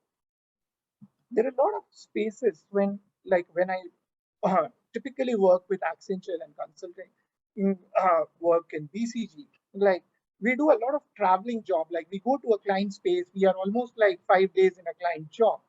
Then there is a question, to be honest, came up, like, can we recruit a different set of people? Let's see, for example, a physically enabled or disabled guys who can go to a client site and work and deliver a project. So that was keeping an experiment, and we start doing it, and we see that the results are fabulous. Like people loving their ideas, like they particularly bringing a very different perspective, which a normal consultant is not able to pick it up. So similarly, like we try to, it's not about a gender, it's not about ethnicity, it's not about the race, it's not about something which is related to physically challenged or non-challenged people. It's more about diversity means as an organization, as a perspective to bringing new ideas. And that's where, like, as an organization thinking, investing, and try to attract talent, Reshta, to just bring that new knowledge into the whole business model, which give them a competitive advantage. So I just wanted to say this particular point. Parshuram and Roma, if you would like to add something. Parshuram, do you want to go ahead? No, carry on. Okay. See, I have been a diversity advocate for a very long time. So, it's something which is very personal. But at the same time, I think at times we limit our notion of diversity by thinking it only in terms of, it's gender, or it's physical disability, or it's, okay, you have to have a percentage of different people from different geographics to be a part of your team, right? We should actually look at facts here. All the organizations who have diverse boards, right, actually perform better than their competitors, right? But what does that mean is that diversity was functional there. There was a very heightened focus on inclusion. Doing tokenism in diversity is even more dangerous, right? I remember once going to a panel wherein there was this panel of people discussing how can we increase the percentage of people with disabilities, right?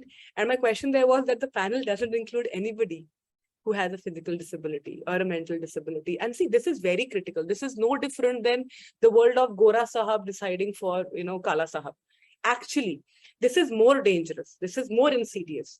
So thinking about functional diversity and functional inclusion has to happen by involving the communities or the teams or the people who in a way represent that community. When we talk about LGBTQ also, if you see the war on Article 377 was largely led by LGBTQ, right?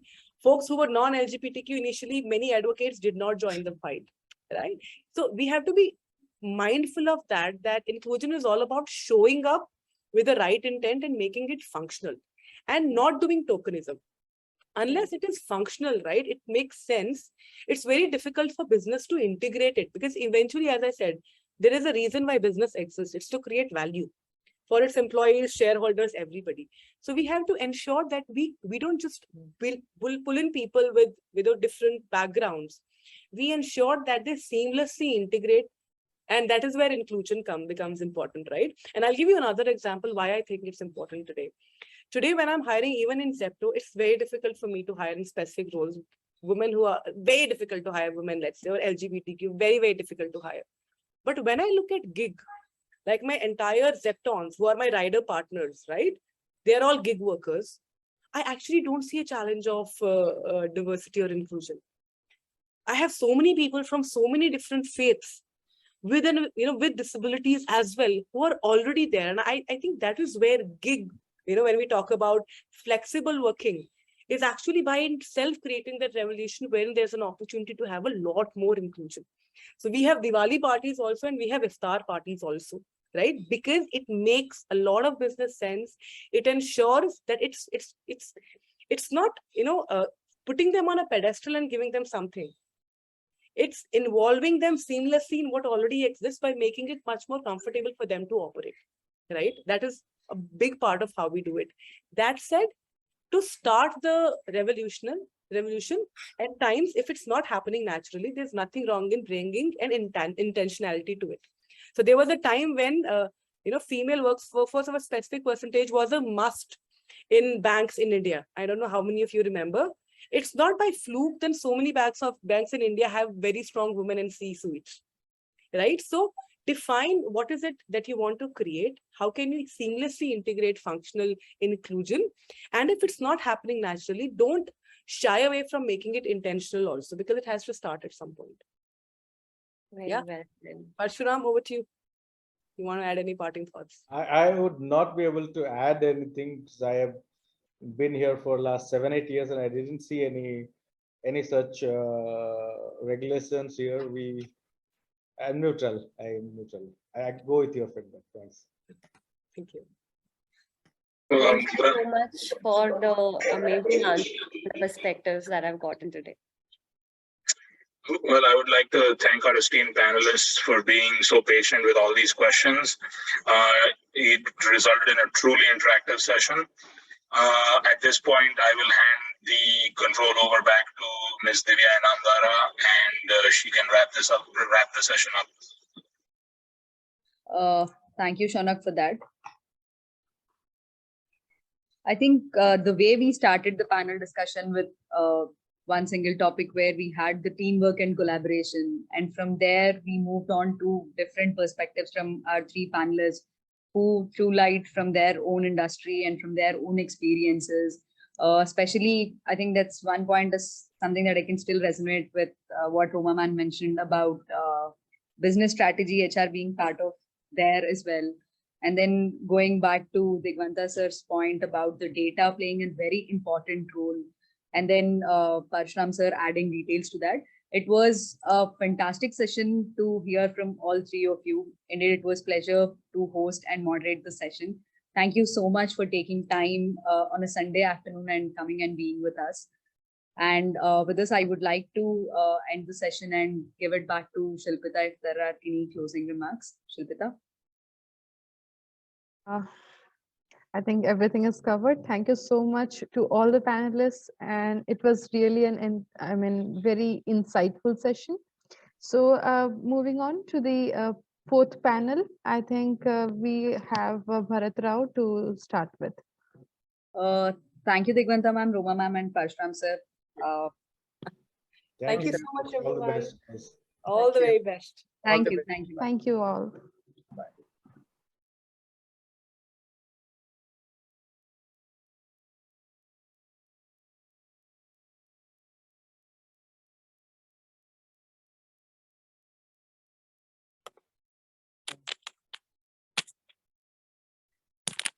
Good afternoon, everyone. Before we move on to the fourth panel, we have an announcement by the Corporate Competition Committee.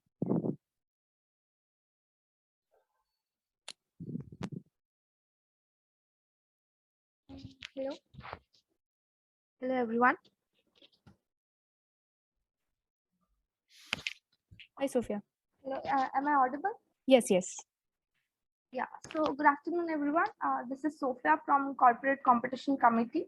KRONOS 2.0 aims to provide a platform for sharing best industry practices and their views on what the strategies and organization can implement. Am I visible, right? I just wanted to clarify, is the video visible? Yes, I can see you. Yeah. Okay, fine. I'll continue. The topics which we discussed today are such an eye-opener for new age places and how the shift is all about organization, realizing the need to retain, nurture, and maximize the potential of their employees. The HR function has emerged as a strategic partner to the business and to facilitate the future transition of the workplace. In this regard, it is with great pleasure to share the CCC committee had conducted a HR case study competition, KRONOS 2.0, and had a nationwide participation of some of the brightest minds.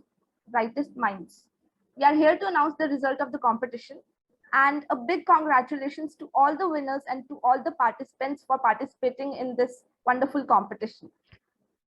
So going ahead, the first prize and the winner of the competition is Team Vroom. I would like everyone to congratulate them. Maybe a round of applause will be good. From I Am Kozhikode. And the first runner-up is Team Powerpuff Girls from ISBM Pune. And the second runner-up is Team VSB from ISBM Pune. Thank you everyone for participating, and the heartiest congratulations to the winners once again. And making it such a grand event. Thank you. And I would like to move it ahead with Conclave team. They can take it up from here. Thank you, Sophia.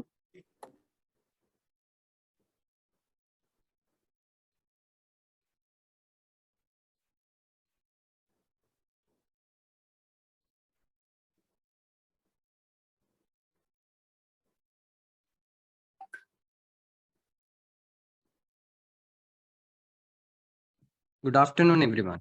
Let's head towards our fourth panel discussion on Agile HR. This discussion would be moderated by Mr. Saurabh Farhas, and I, Bharatar, and Saryu will be your host for the day. Saurabh is SHRM Senior Certified Professional with more than 5 years of rich experience in varied HR roles in India and abroad, who has led digital transformation project for Emirates India with respect to HR system strategy creation, system selection, stakeholder alignment, and implementation. Currently, he is a student and a member of placement committee at XLRI Jamshedpur. Our theme for the panelist is an Agile HR. Agile for HR has the potential to reinvent the operational model and help us modernize as a profession. The beauty of it is that you don't even need to work in an agile organization to do Agile for HR and can realize the benefits very quickly by applying a few basic steps in your everyday work. Let's get to know our eminent panelists better. Our first panelist is Mr. R. Alexander. Mr. Alexander is currently working as HR Director with Oracle India. He is responsible as Business HR for the complete employee life cycle of Oracle Global Business Units, industry verticals. He has extensive working experience across North America, Europe, Middle East, and Japan, Asia Pacific geographies, who has also worked with PeopleSoft and IBM before. Mr. Alexander is certified Marshall Goldsmith Coach, Korn Ferry Hay Group 360, Neurosciences Leadership Coach, Certified Life Coach, Gallup Strength Finder Coach. He is also certified by My Brain Neuromatic Tool Practitioner, NLP EQ Disc, MBTI, and 16PF Psychometric Tool User. He has coached CEOs, VP, and other senior management within and outside the company, more than 50 countries. Mr. Alexander is speaker at various forums, and his preferred areas include neurosciences, mindfulness, and positive psychology. He is also presenter and award winner at World HRD Congress, Bangalore HR Summit, and panelist at various leading HR forums. He is a guest faculty at IIMS and Symbiosis University, and a guest speaker at few IITs. Facilitator for SHRM and HRD. Welcome, sir. We wish you a great day ahead. Our next panelist is Mr. Vikram Khanna. Mr. Vikram is a global talent team member and global sales academy leader of Solvay. He has more than 2 decades of experience in heading HR function, talent management, and OD. Mr. Vikram is senior HR professional with expertise in being a business partner to uplift and deliver strong performance for business units.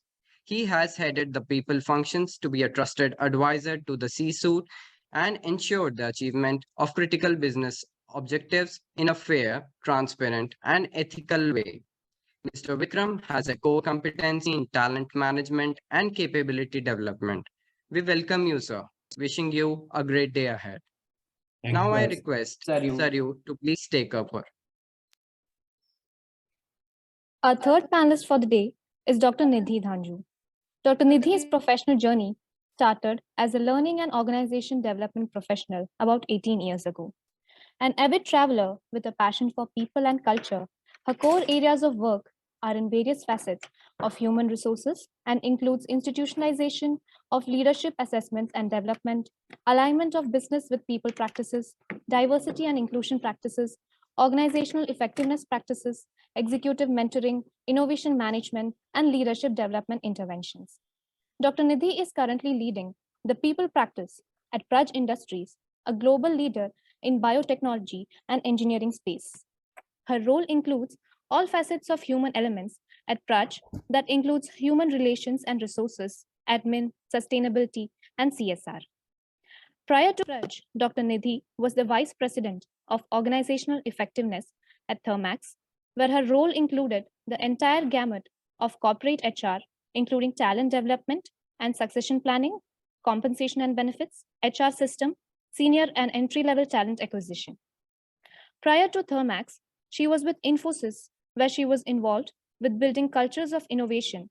She has led the organization through change initiatives, extensively worked with the senior leadership to institutionalize long-term interventions and developed an award-winning leadership platform at Infosys Pune. She has won several accolades for her work, including the esteemed TIS CLO Award for the L&D Team of the Year in 2015, the prestigious BML Munjal Awards for Excellence in Learning and Development in 2015, the Thermax Innovation Award for a program on prevention of sexual harassment at workplace, the esteemed Infosys Chairman's Excellence Award for the work in building cultures of innovation at workplace. She brings with her global perspective and experience, having worked with 3M and PDI in the US and studied in the United States for several years. Dr. Nidhi received her bachelor's degree from Lady Sri Ram College, Delhi in the year 2000 and a PhD in Human Resource Development from the University of Minnesota in year 2006. We welcome you, ma'am. Our fourth panelist for the day is Mr. Rohit Kumar. With over 15 years of professional HR experience in retail across key HR domains like talent management, organization development, and HR business partnering, Mr. Rohit has been associated with organizations like Aditya Birla Group, K. Raheja Corp, and Lenskart Solutions.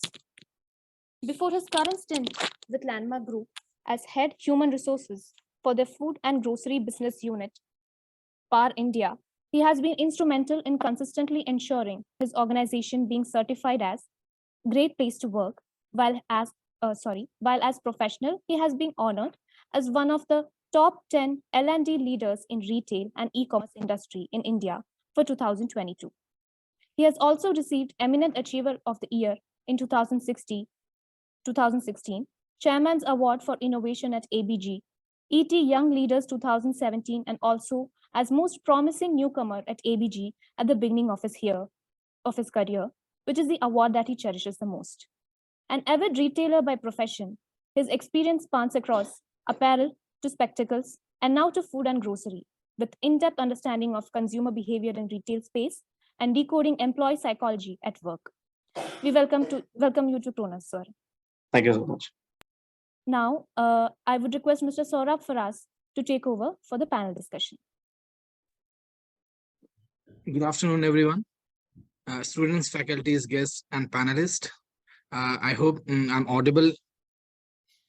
And yes, you are, Saurabh. Okay.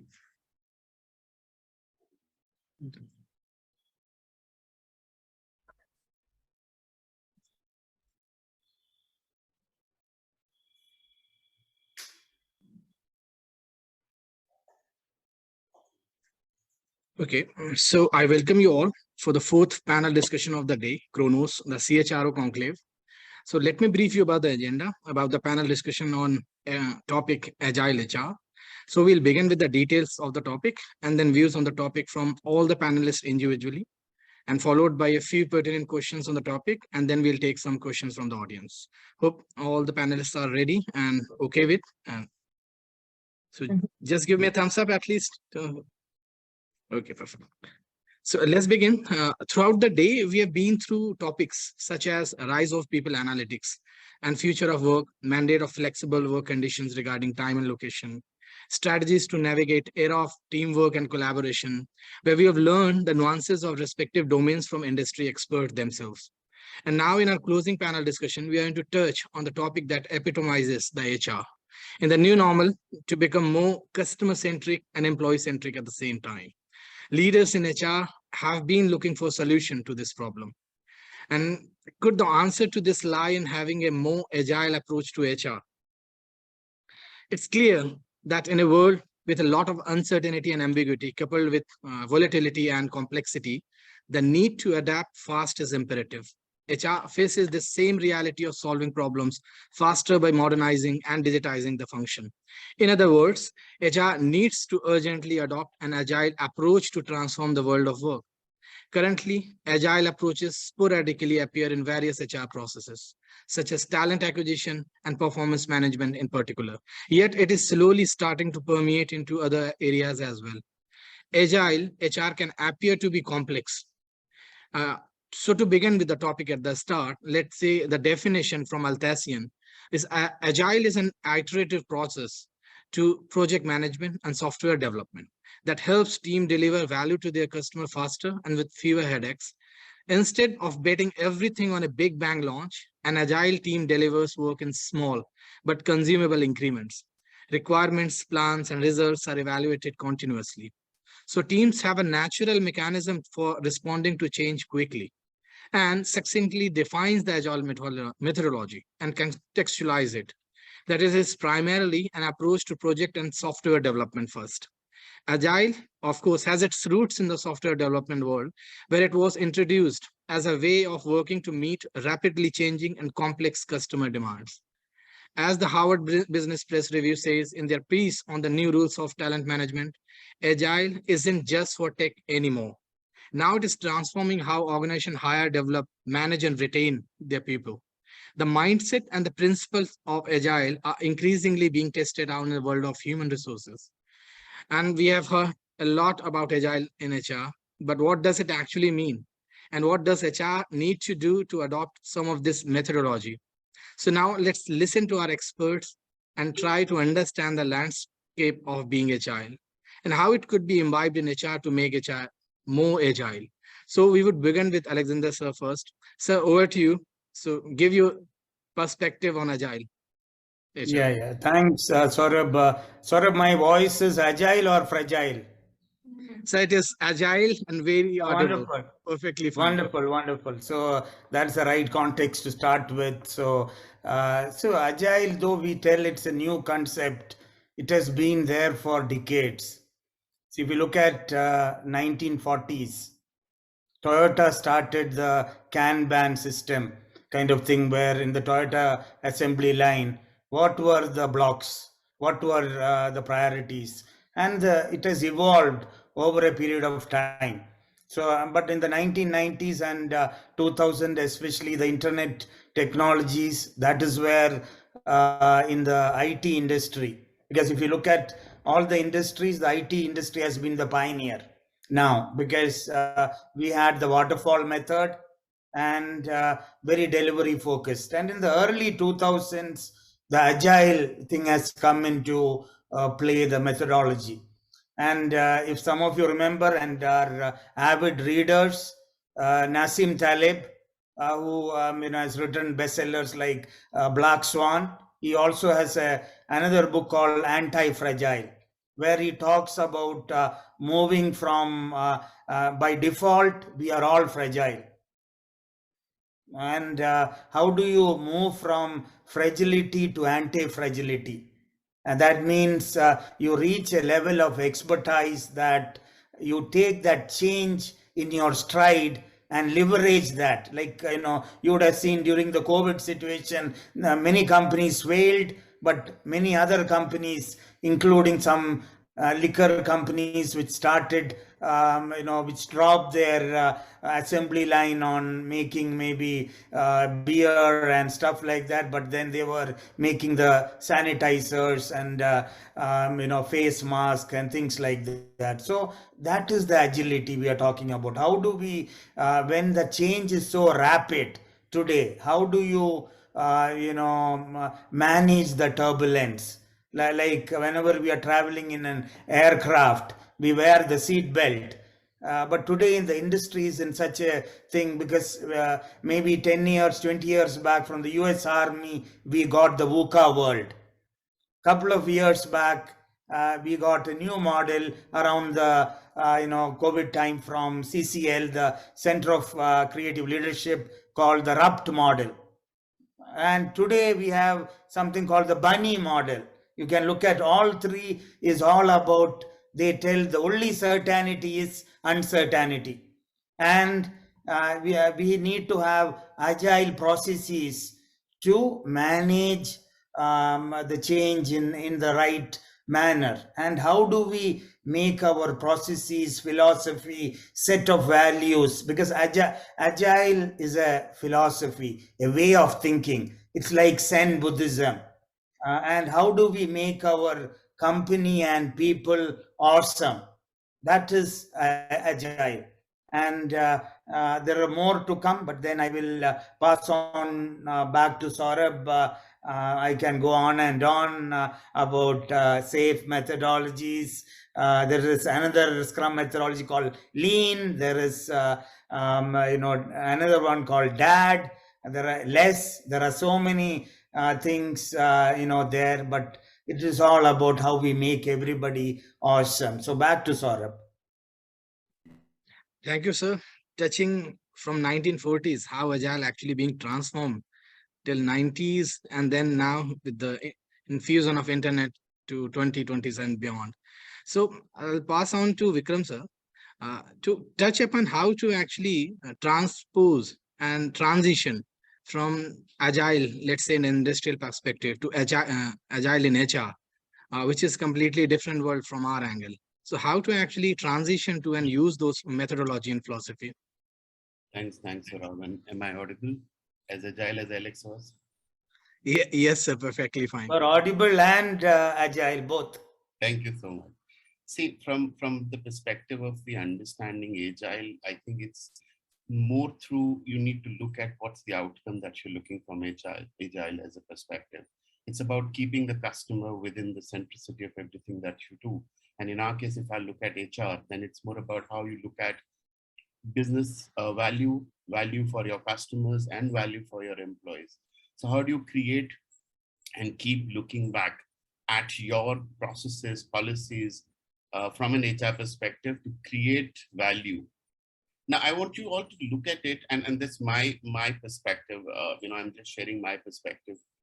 There are two ways that you can look at agile for HR. One is HR for agile, right? Where how does HR looks into creating agile aspects and into people practices, policies. And the other one is agile for HR. How do you make the HR folks, the HR teams agile? Like what are the processes, what are the change in thinking that one needs to do to bring in the agile methodology, not only in the organization and in the way that you work as well. So at the end of the day, I think it's more about creating value, moving with business. That's the most important thing HR folks have learned in the last 3 years of disruption, is how do you get close to the business? How do you help business increase their top line, reduce their losses in a black swan event? How do you keep changing things that were not happening in the past, that were not thought of, but you're now doing, right? Work from home for so many industries was not a possibility, but now we are looking at it. So how do you create avenues and platforms from moving from tools and processes up to a level of changing mindsets for people? That's the role that HR has to, build in from an HR for agile perspective, but themselves, they'll also need to put in the agile for themselves as well. So I think that's what I'm more keen to discuss today. Back to you, Saurabh. Thank you, sir. That's something very new to hear, actually. Very like same, like two sides of the same coin. Agile for HR and HR for agile. So I'll just pass on to Nidhi ma'am to take this concept maybe a little bit more deeper in terms of how actually it implies having agile in HR. Thank you, Saurabh, and a pleasure to be here, and a very good afternoon to everyone. No, I think if you look at the whole facets, and I so agree with my colleagues Alex and Vikram, if you look at agility in HR, we really have to look at a couple of things. One, you have to look at the industry, you have to look at the segmentation, you have to look at various facets of where you are, which place do you belong to. A lot of time we get carried away with a lot of the fancy acronyms that keep coming and they stay, some of them go, but we also have to look at it in the context of where you are. I'll give you an example. I'm in core engineering and manufacturing. 300 to 400 of my people are in sites with very remote places across India. Very difficult to even carry a mobile phone inside the customer site place. How do you look at agility for them? What does it mean for them? For my people sitting at employees or customer site places, how can I make it better for them in very harsh conditions? And what does it mean for them? So for me, if I look at it in very simple terms, I think agility is all about iteration and learning. You iterate and learn, you iterate and learn. And then you make the system, you make the processes, you make the human connect robust enough for us to come to a point where you keep learning, of course, but you make it very, very relevant for the customers. So for somebody who is sitting in my site, my employee over there, he or she wants access to, various, access to certain information at any point of time, because most of the sites run continuously and they work on shifts. They should be able to access it. How do you make sure that my chatbots, along with my person who manages my business partnering at these sites, is able to actually integrate the chatbots with a human touch and make sure that they are able to access information at any point when they need it? Whether it's information around insurance, it's information around an accident, it's information around safety, or anything else that they need at any point of time. So I think that's agile HR, and we need to understand it in terms of the context of the environment that you're operating in. That becomes very, very important for us. Thank you, and I'll come back with more. Thank you. Thank you, ma'am.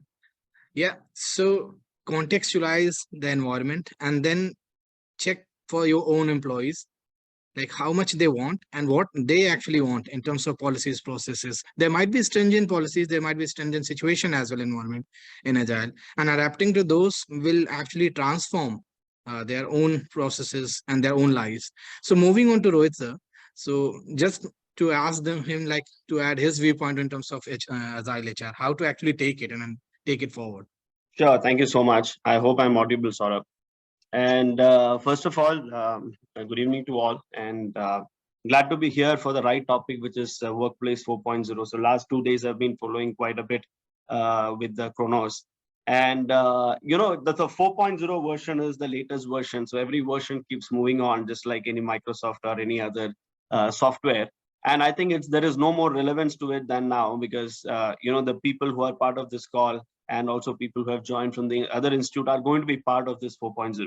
So I think it's the right time for us to even discuss what this is all about. So I've heard my colleagues, Alex, Mr. Alex, Mr. Vikram, and Ms. Nidhi speaking about their versions on what agility. One of them spoke about where this emerged from, and Mr. Vikram spoke about agile for HR and HR for agile. But look, I mean, the last 15 years plus in retail has just taught me that, first of all, HR has always been agile, because a retail industry is one where agility is at peak. It's one of the very few industries where HR is a very front-end function and not a back-end function, because a lot of times we keep saying what are the support functions in any organization. But I must tell you that few industries, the way the HR function is looked at is very, very different. And if we have to deliver the business, I think it starts from HR. So that's my starting point.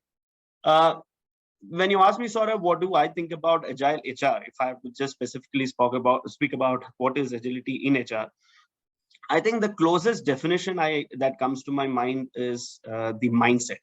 Yeah, we can choose to have any kind of mindset, but the problem is most of the times we get stuck with the deliverables within HR, and that's why sometimes like Mr. Alex mentioned, we go back to the word called fragility. But as close we are to the business in terms of adapting to the business needs, how well the HR team is connected with the business problem, and with the ultimate aim, of course, is to give satisfaction to our internal customers. It is nothing but our employees. I think it's all about a mindset of how HR professionals approach agile. Now, but that's what I advocate. But at the same time, if I fundamentally go with what agile HR is in terms of evolution of HR, I'm sure that we have all witnessed how it has moved from a welfare manager to a clerical, maybe to an administrative, to a personal management, and then finally, strategic HR and agile HR. So to begin with, I would pass on my comment with saying that agile HR in terms of own definition will be more of how the mindset of HR professionals are towards business, including their own mindset of managing the HR function itself. Thank you, Rohit sir. So you touched upon the mindset change, which is actually required from organization and employees perspective both, to actually bring that agility in HR. So touching on the very same concept, I'll say, let's talk about some of that education that HR needs and skills they perhaps need to acquire, and maybe a slightly different mindset as well. So what advice would you say with respect to mindset in terms of education and how to implement agile on that? Saurabh, if you look at, there is no qualification as such or a qualifier as such when you look at saying that, what is the education for agile HR. In fact, one of the things when I was making my mental notes is when I speak about mindset, I just began speaking about the mindset. A lot of times we mistake this by saying that probably it is the old HR professionals or the old system thinkers who think about saying that agility may not be relevant. But let me tell you, Saurabh, very interesting point is anyone who is on the call, who passes out from this institute, and joins a certain organization of any industry for that matter, can still have a very, very fragile mindset, or maybe the non-agile mindset. Because when I say mindset, it is the core of what you are. So it's not about the old HR professionals versus the new HR professionals, or maybe the old system thinkers vis-a-vis the new system thinkers. It's nothing like that. It's largely on how the individual mindsets are. I mean, you can be as traditional or orthodox in your mindset that you can be. Whereas sometimes, in spite of having a lot of knowledge about what you have read through, what you have understood, even the concept of agility, fundamentally, if your intrinsic characters are where you believe that I want to go the traditional way, I mean, trust me, we can never reach the point of agile. For instance, just to give you an example, the organizations which truly practice agility in HR, you will see a very different organogram. You will see a very different T-shaped organogram where HR professionals are more generalist. They don't have specialists. They have gone away from the whole thought process of having a talent specialist, maybe a learning specialist as compliance. But when you look at an agile HR organogram, what we will witness rather in most of these organizations, including in retail and Landmark, what we see is we create a lot of specialists who are the like-minded people, and that's going back to the point of mindset, who are able to cut across functions, cut across seamlessly with individuals, be a partner in its true spirit with the business, and thus the mindset automatically picks up. And if you want to be cornered in a particular seat and then saying that, hey, I'm going to only focus on a particular portfolio which is given to me, irrespective of your experience or irrespective of what the fundamentals you're made up of, you will always be the odd man out. So coming back to your point, Saurabh, I would say largely the mindset is made up of various traits and not really the qualifications or maybe something that you can learn, or maybe you do a research and then say, oh, is this what it is now? Let me try to imbibe. It never happens like that. It is about how you see the business, what is the vision that you see it, and what are the eyes and the lens that you use to reach that stage of agility. So lastly, it boils down, in my perspective, to the design structure we have. And that design structure probably defines the vision and how you take that vision. And lastly, it boils down to how you change the perspective, the behavior, and you manifest that. So I'll pass on those same questions to others to if they can touch upon the skill set, which is actually required within the HR fraternity to go agile. So anybody can take up. Yeah. So, Okay. Please carry on, Nidhi. Alex, go ahead. No. I was going to talk about, see, most of our HR, we have a kind of, approach. We find it difficult to adapt as compared to the way the market is going. Today, the half-life of knowledge is no more than 6 months. Like in cloud, if I tell there are tools like Kubernetes, Dockers, the next one would have come, now cryptocurrency, NFTs, blockchain, like in another year or two, the next version is coming. But many times we are inspired by Dave Ulrich. I have nothing for or against him, but many of our HR will have parts of his slower model approach, like which divides people into HR generalist, specialists, etc. And then we are totally siloized. The number one thing is to adapt and be open to, because if you look at our projects, mostly it will be big bang approach. We will have only HR people in our team. If it's a BUHR project, only BUHR. And that also people who are, pally with the management, they don't want, dissenters who will play along. And we have that hippo principle. I don't know how many of you know the hippo principle, the highest paid individual opinion. That is the hippo principle. And normally we across industries, we love to do that. So the number one thing is to have a clarity in purpose, vision, and are we aligned to the business needs? Because only if the business is there, HR is there. If business fails, HR has also failed. And so number one thing is to the purpose, vision, mission, and have a clarity of thoughts to be adaptable to your stakeholders. At every step, can you be obsessed with your customer? Not only at certain customer facing roles, but for anything and everything. Like I want to cite an example of a company called DigitalOcean in the US. They are a SaaS service provider.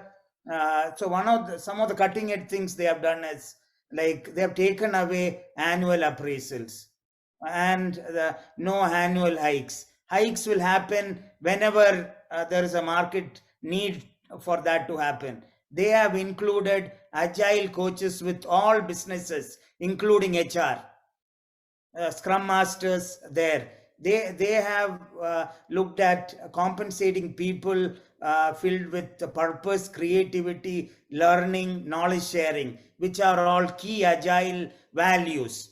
And today, when they have, there was a survey, Culture Amp, which they took part. They had nearly 20% points acceptance than even the big giants in the IT industry compared to their compensation philosophy, at how it was being valued and viewed by their employees.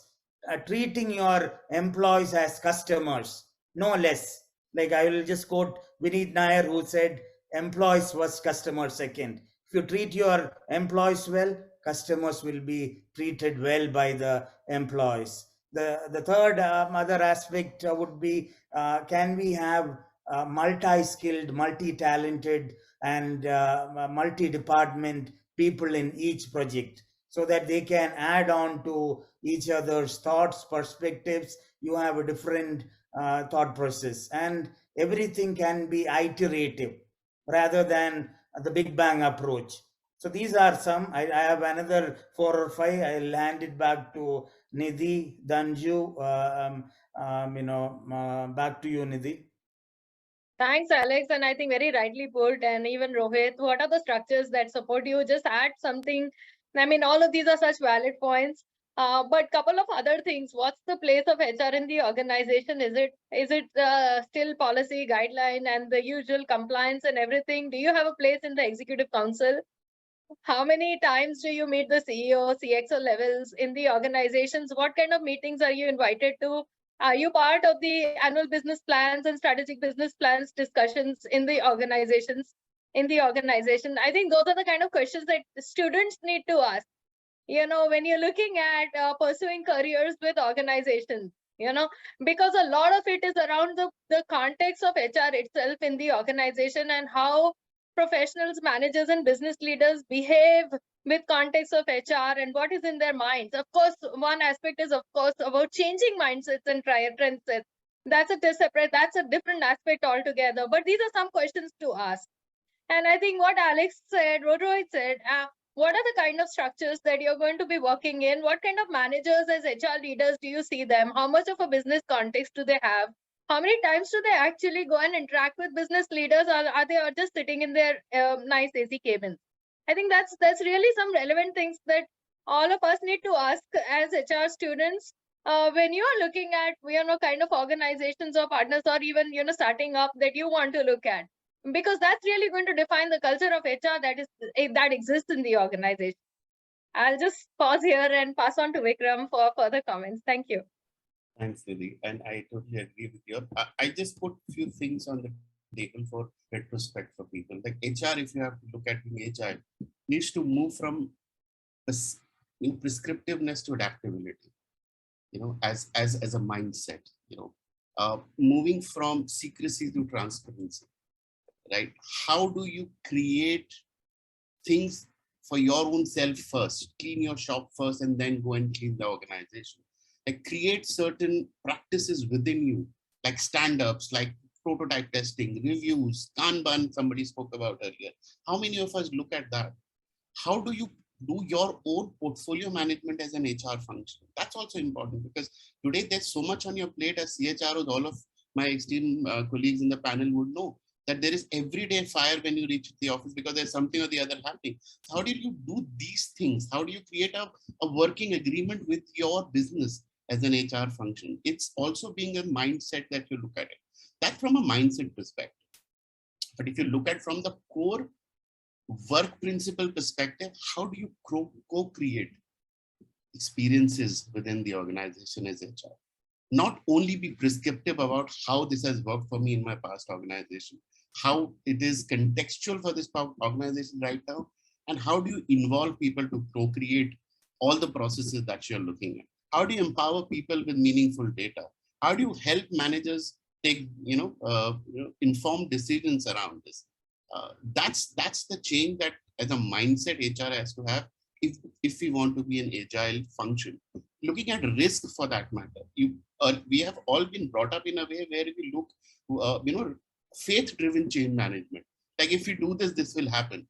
But we still need to get into something called the value-driven change model, where every short term you keep checking whether the change is adding value or how we need to adapt. So there are a lot of deeper concepts one needs to start understanding for us to be able to create that capability of agile, that is agile for HR that we spoke about.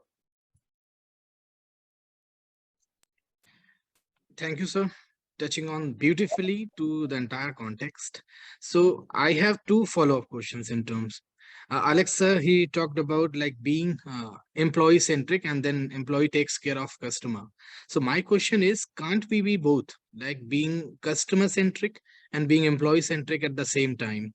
And because we often look at it as a circle in terms wherein we see our employees and they takes care of the customer, or we see take care of customer and the employees are happy and they takes care of the customer. So this sort of cycle, because we often run multi domain functions within ourselves in terms of functional split, like HR, finance and everything, and we do manage. In terms of business, we have multiple divisions and we manage good.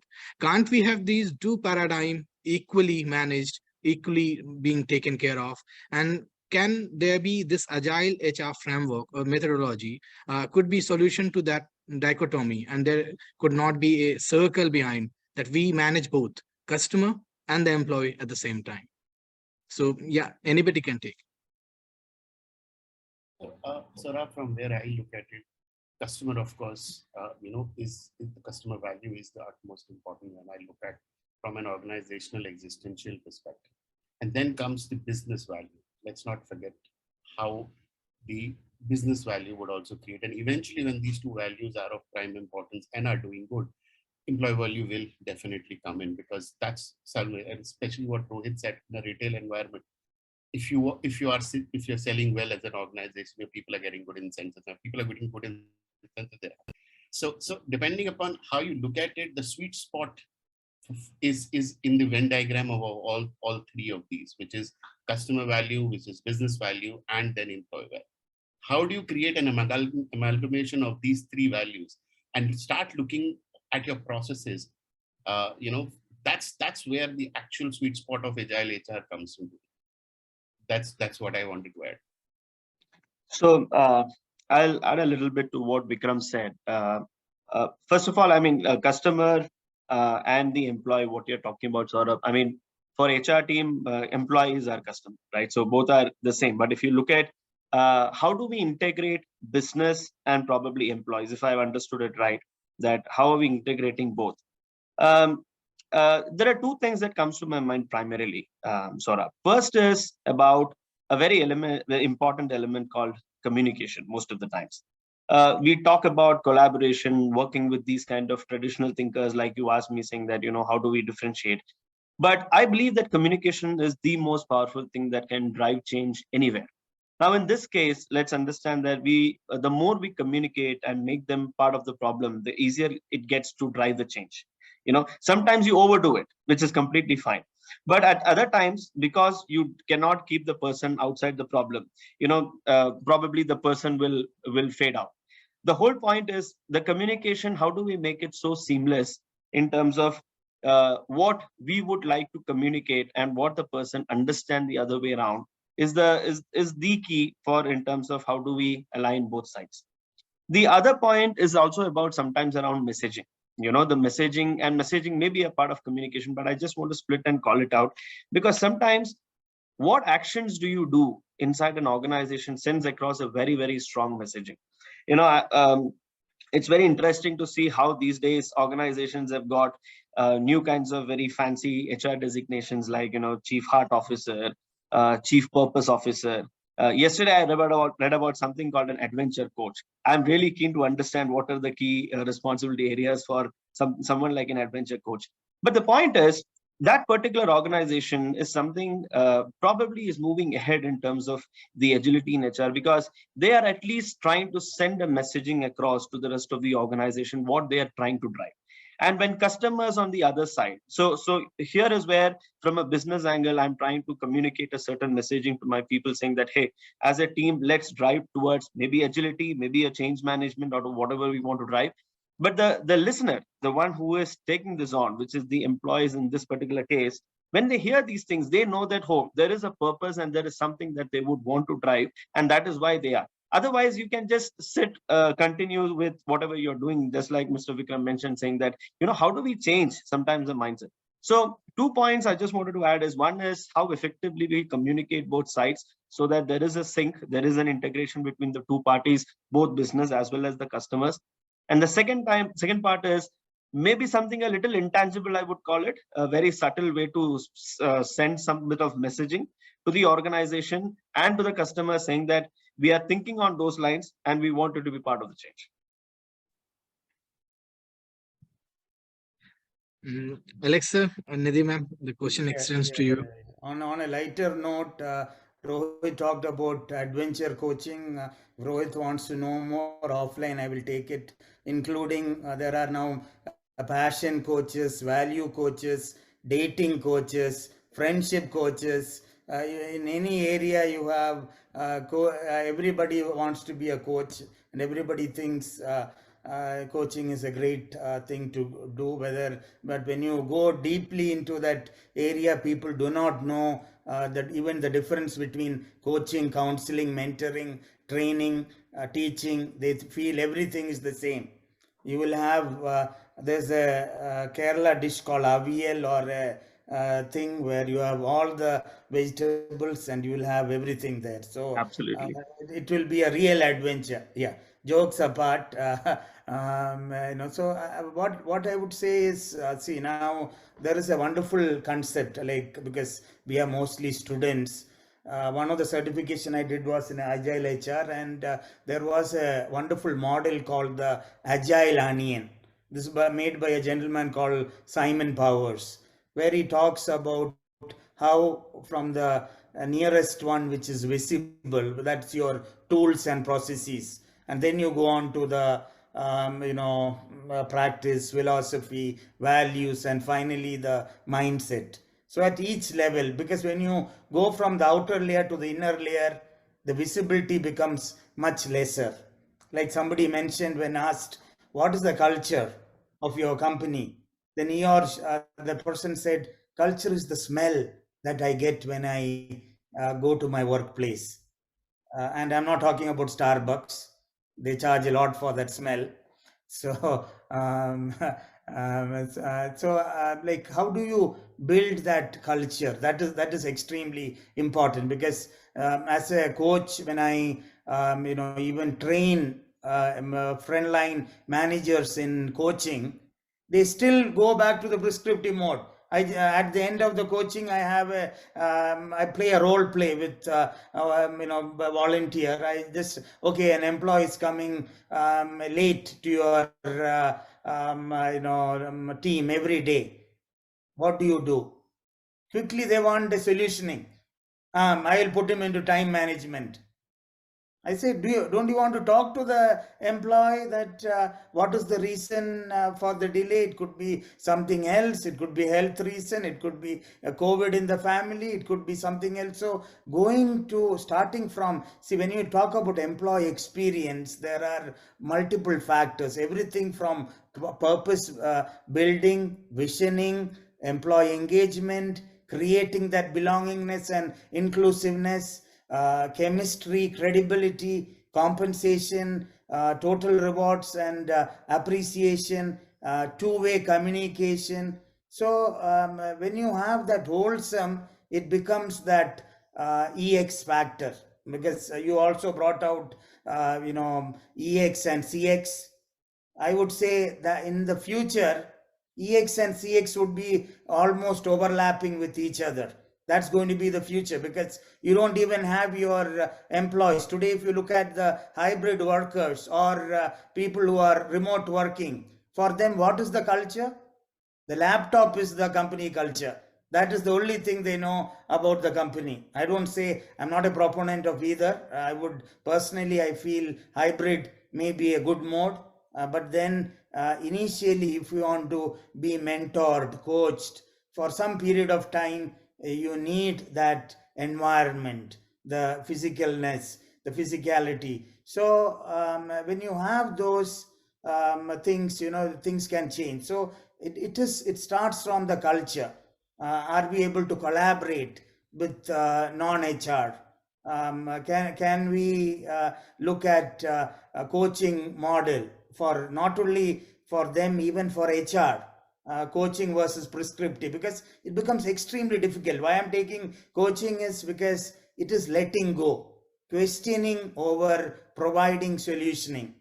And when you really be in an inclusive mode, like employees tend to stay more. Like I think it was Nidhi, or in your earlier panel, they said people join great organizations but leave bad bosses.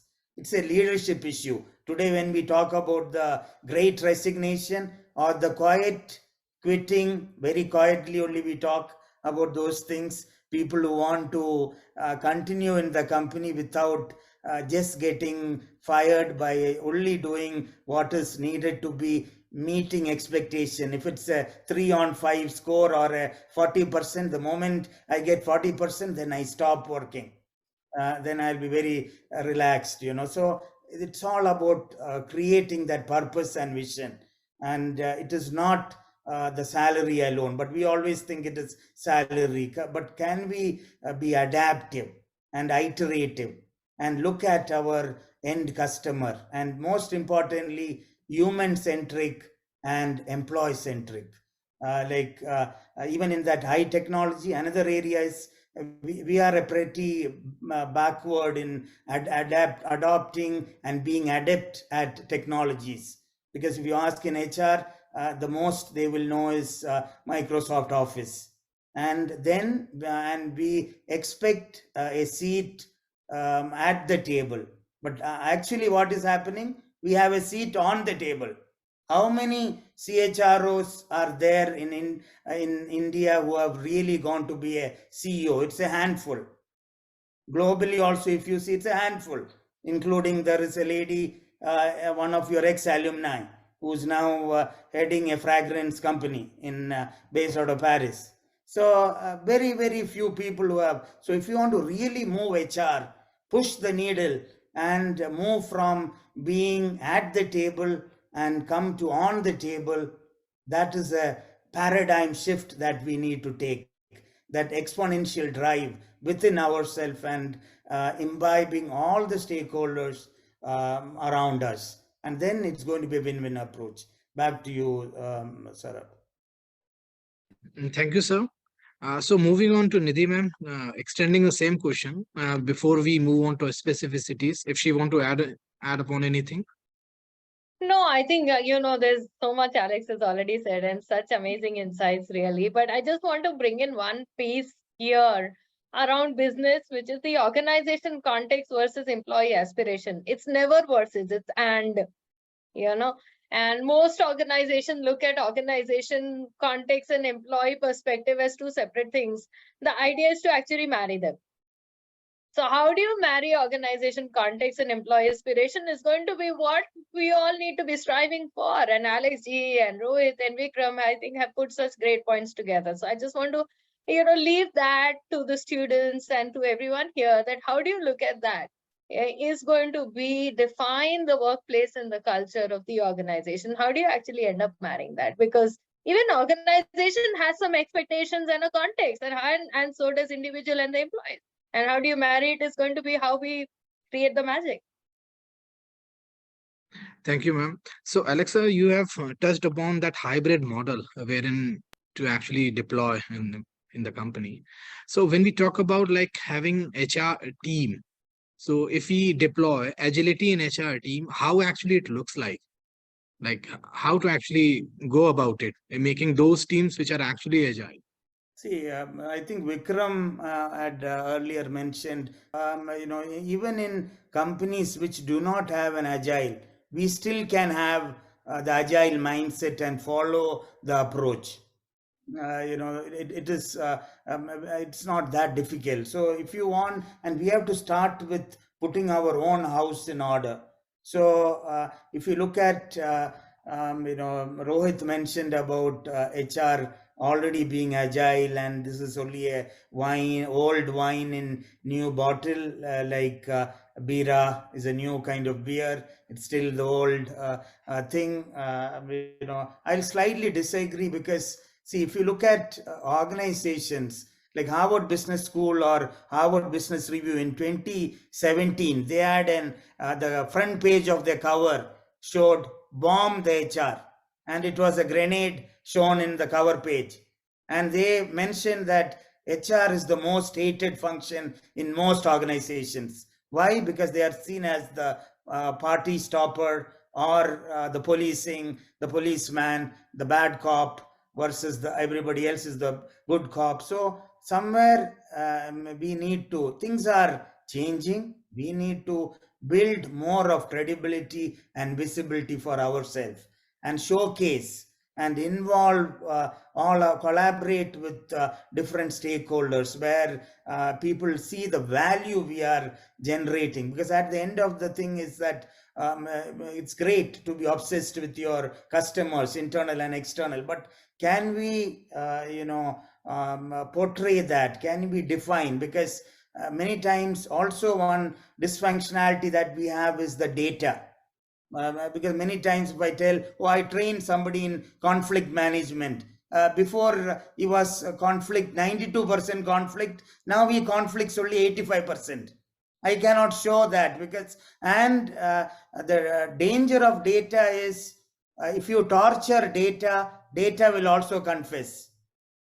That is the big danger in data, because and many times, we are creating data with something. I have had some situations where a particular line of business did not have an HR person assigned to that team, and fortunately or unfortunately, that team had the highest retention.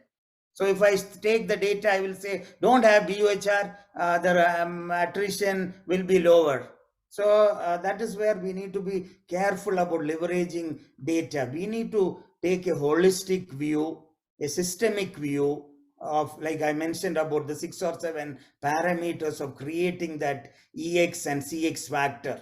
So if we are aligned with different stakeholders, and also another approach is the hyper personalization, the bespoke model. Like if you go to Savile Row in near London, people like Ambani has to go 20 times to personally for their suit to be measured. It costs about 20 to 60 lakhs for a particular suit to be stitched in Savile Row. That is the kind of, today the millennials, Gen X, Gen Z, Gen Y, and even Alpha generation, people who have born after 2000, they are just getting into the workforce. And unfortunately, most of the managers are Gen X, or some baby boomers as well. And they might not have had a tangible shift into the new mindset.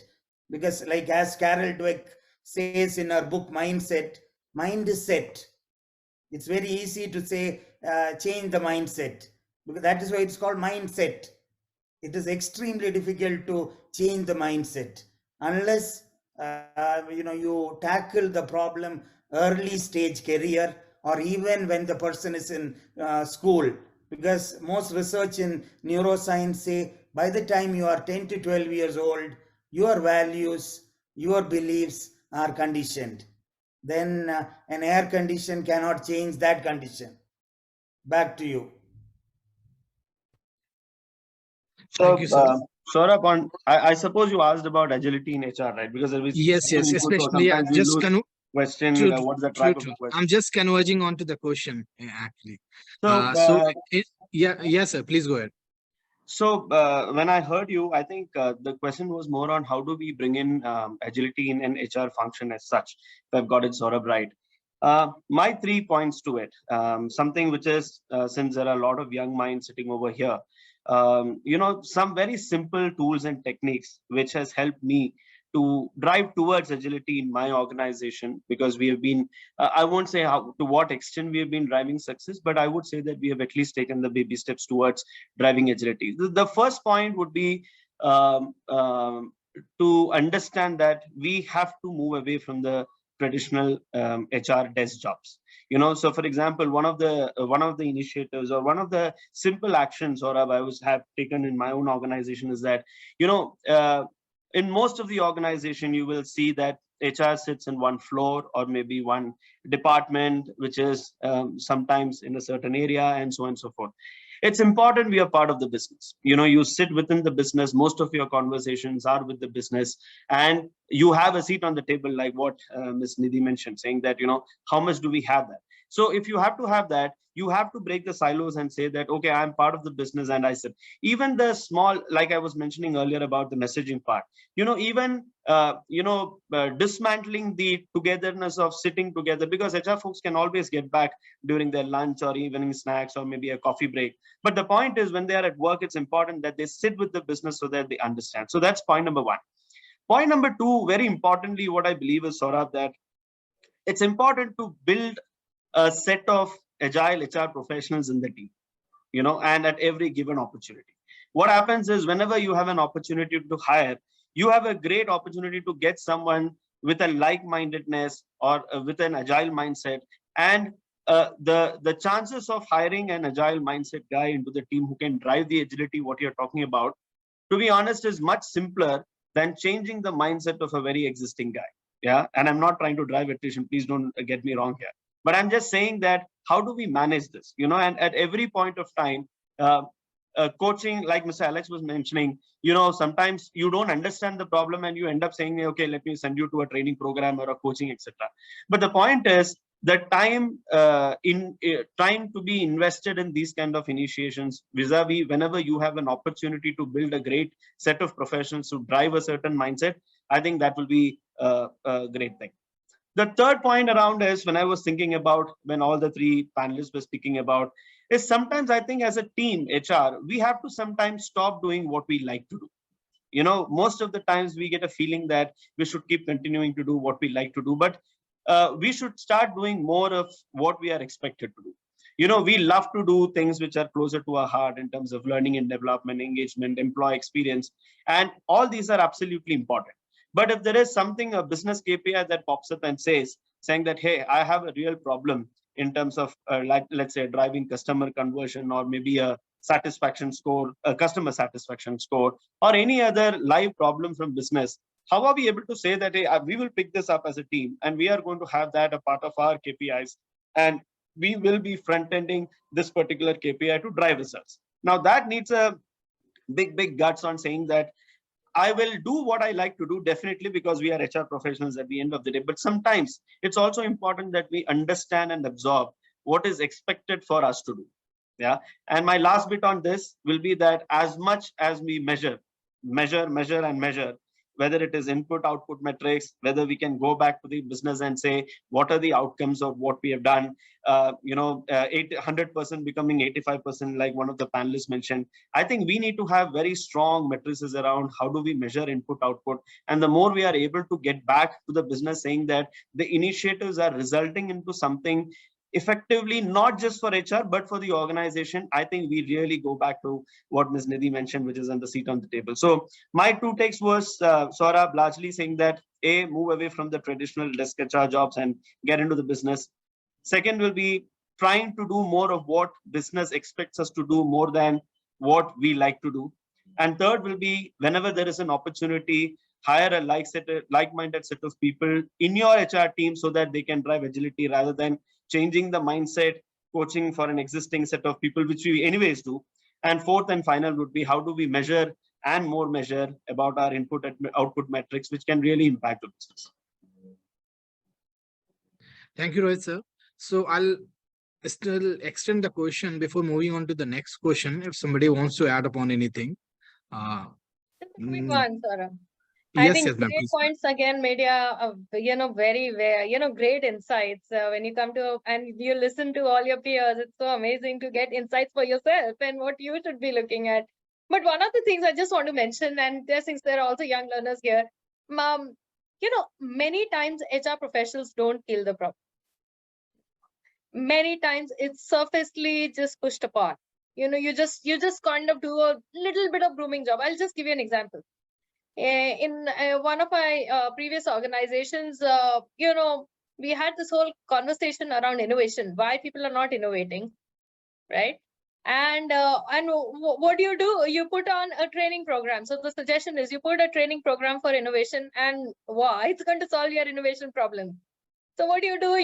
You get a trainer who understands innovation, you form batches, you do innovation, and suddenly the organization will start innovating. But most of us know that doesn't happen. It doesn't work like that. And so most of us as HR professionals, how deep are you willing to go in your organization and identify the root cause and really add on to that? I think that's where the real value lies. And, we did that. We said no. And, because, as, everybody's like, yeah, let's put a training program. Who's the trainer? So, you get into that conversation around how do you deal with innovation? We said, why are people not innovating? And we found that a lot of people are scared. People don't want to innovate because they're scared of their managers. There's a culture of fear, and no amount of training program is going to enable you to, unless you actually resolve that problem of scare about fear. How are you, looking at that as a problem? So I think that's one point I really want to make the, leave to the young students here as well. How do you kill the real problem at hand? How do you go deeper rather than just looking at, okay, you know what, this is the solution. And most solutions, I see this, and I tell my colleagues, no, let's not do that. Most solutions end up in a training program, and that's not even a real solution. So let's look at that. How can we add real value? Thank you. Yeah, Saurabh, because on the lighter note again, since Nidhi brought out the flavor of the month that we run in many programs, so I call that the 2D approach versus the 3D approach. Now it's the Diwali season anyway. The 2D approach is called the Big Bang or the Diwali Dhamaka. 2D approach versus the 3D approach, which takes longer, and it's a long range diagnostic design and delivery. So most HR, we choose to have a 2D approach, very superficial. I've done 20 training programs, great. And that's the end of it. But where we can look at ROI and the passion, I always tell the 3P model for any HR professional to survive and thrive. That is the purpose, passion, and perseverance. When you have all the three put in together, you have that right secret sauce to be a very well-loved and value-based HR who's also generating value, because many times nice guys finish last. No pun intended, but value-based HR also generating value. Right. Saurabh, I have a point here.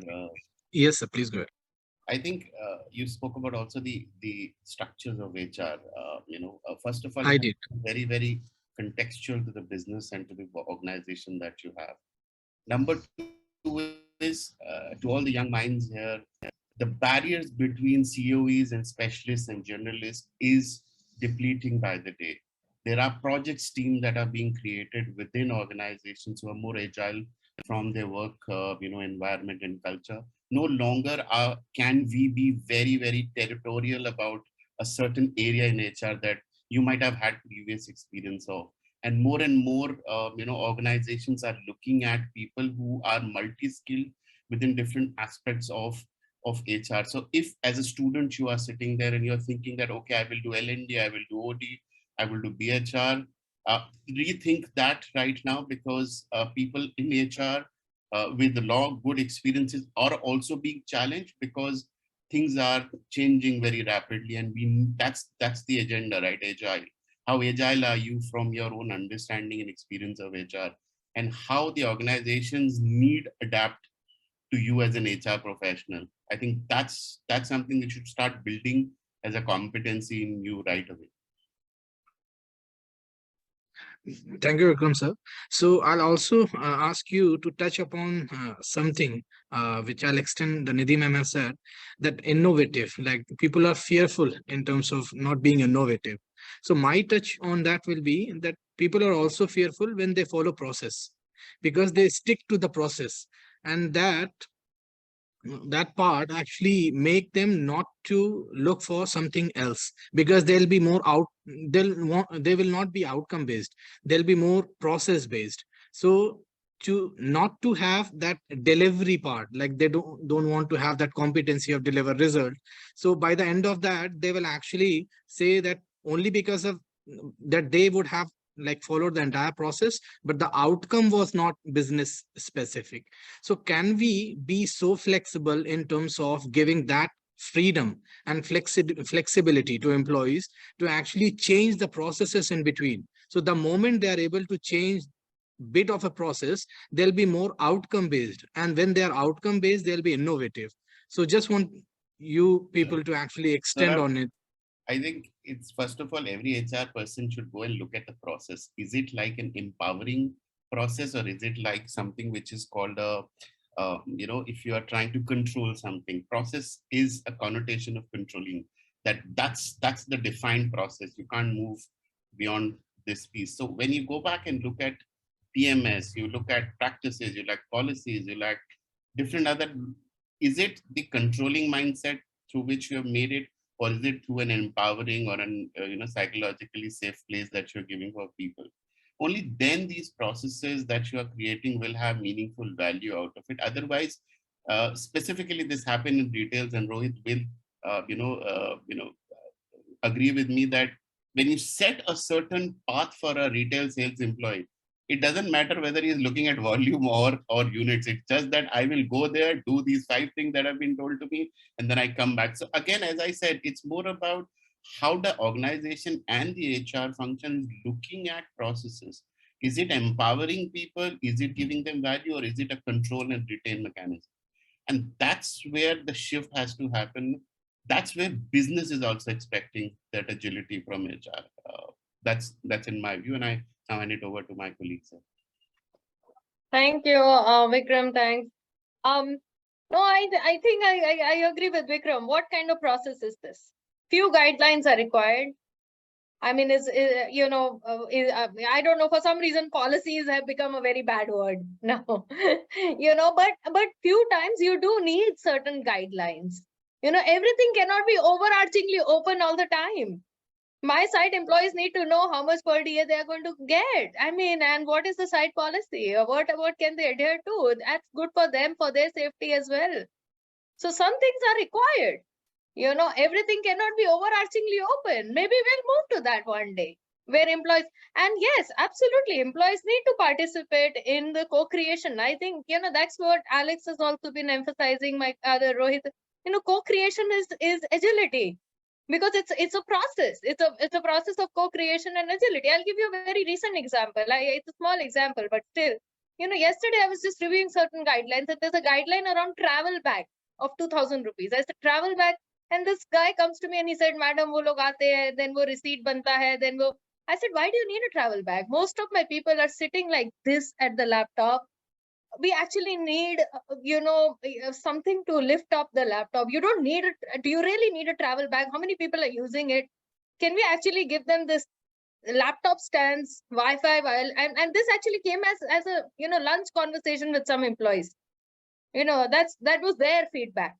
So I think it's going to be a co-creative, iterative process of looking at certain guidelines. Policies is not a bad word, as long as it's enabling employees and not controlling environment, which is what Vikram is also saying. But at times you need certain context, because not everybody can just keep operating from a source context of yes, everything is okay. The famous Netflix presentation of how everything is fine. I really hope and wish that we are also able to move our organizations in that direction towards the famous Netflix presentation. But till that time, I think overarching guidelines are required. Thank you.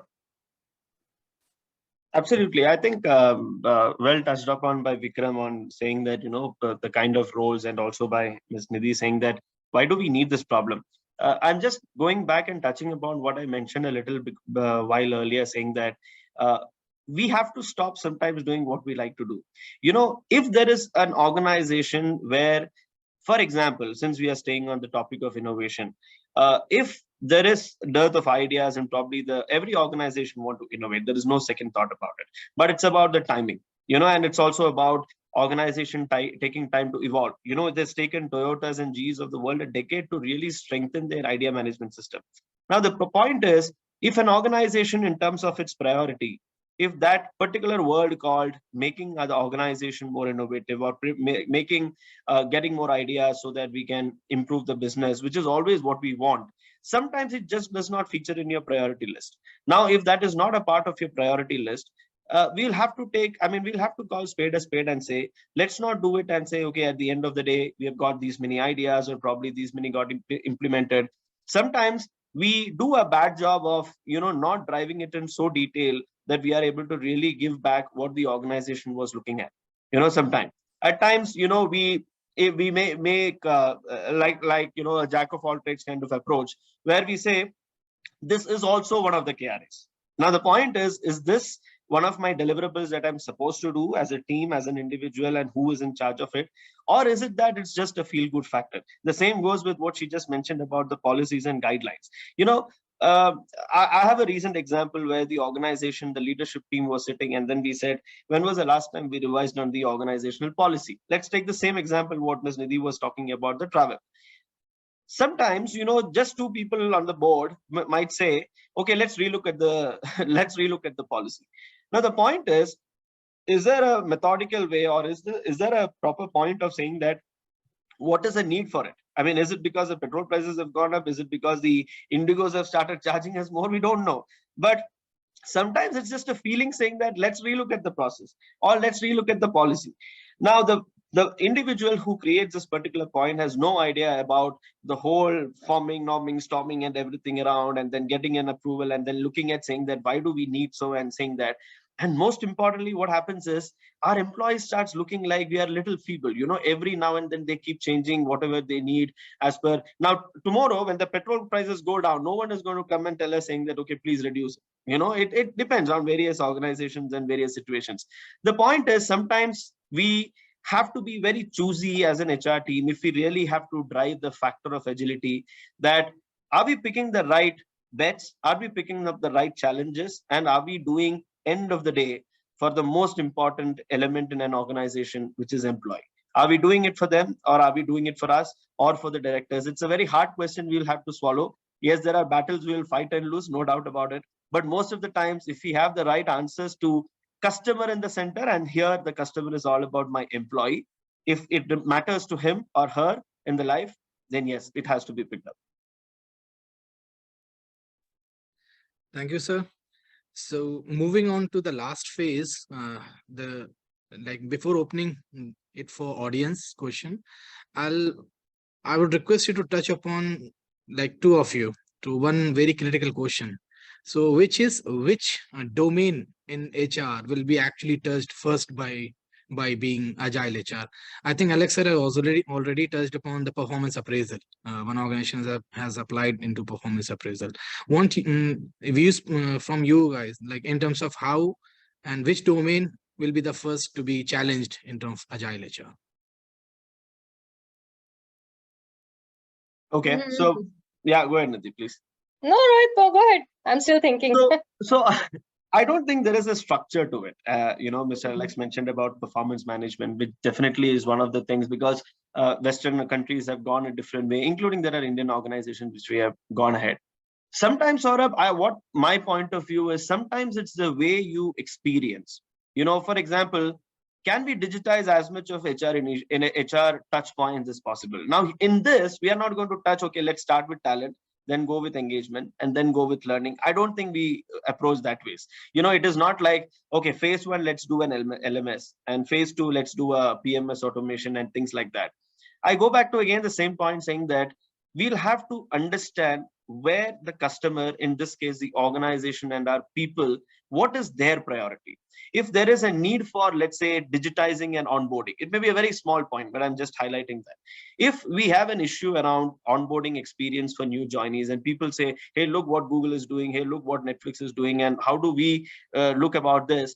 Then for us, that becomes a priority. Now we can't say that this is not my priority because in my goal sheet, I have picked it only for FY25. No ways, because it's a problem which is live then and there.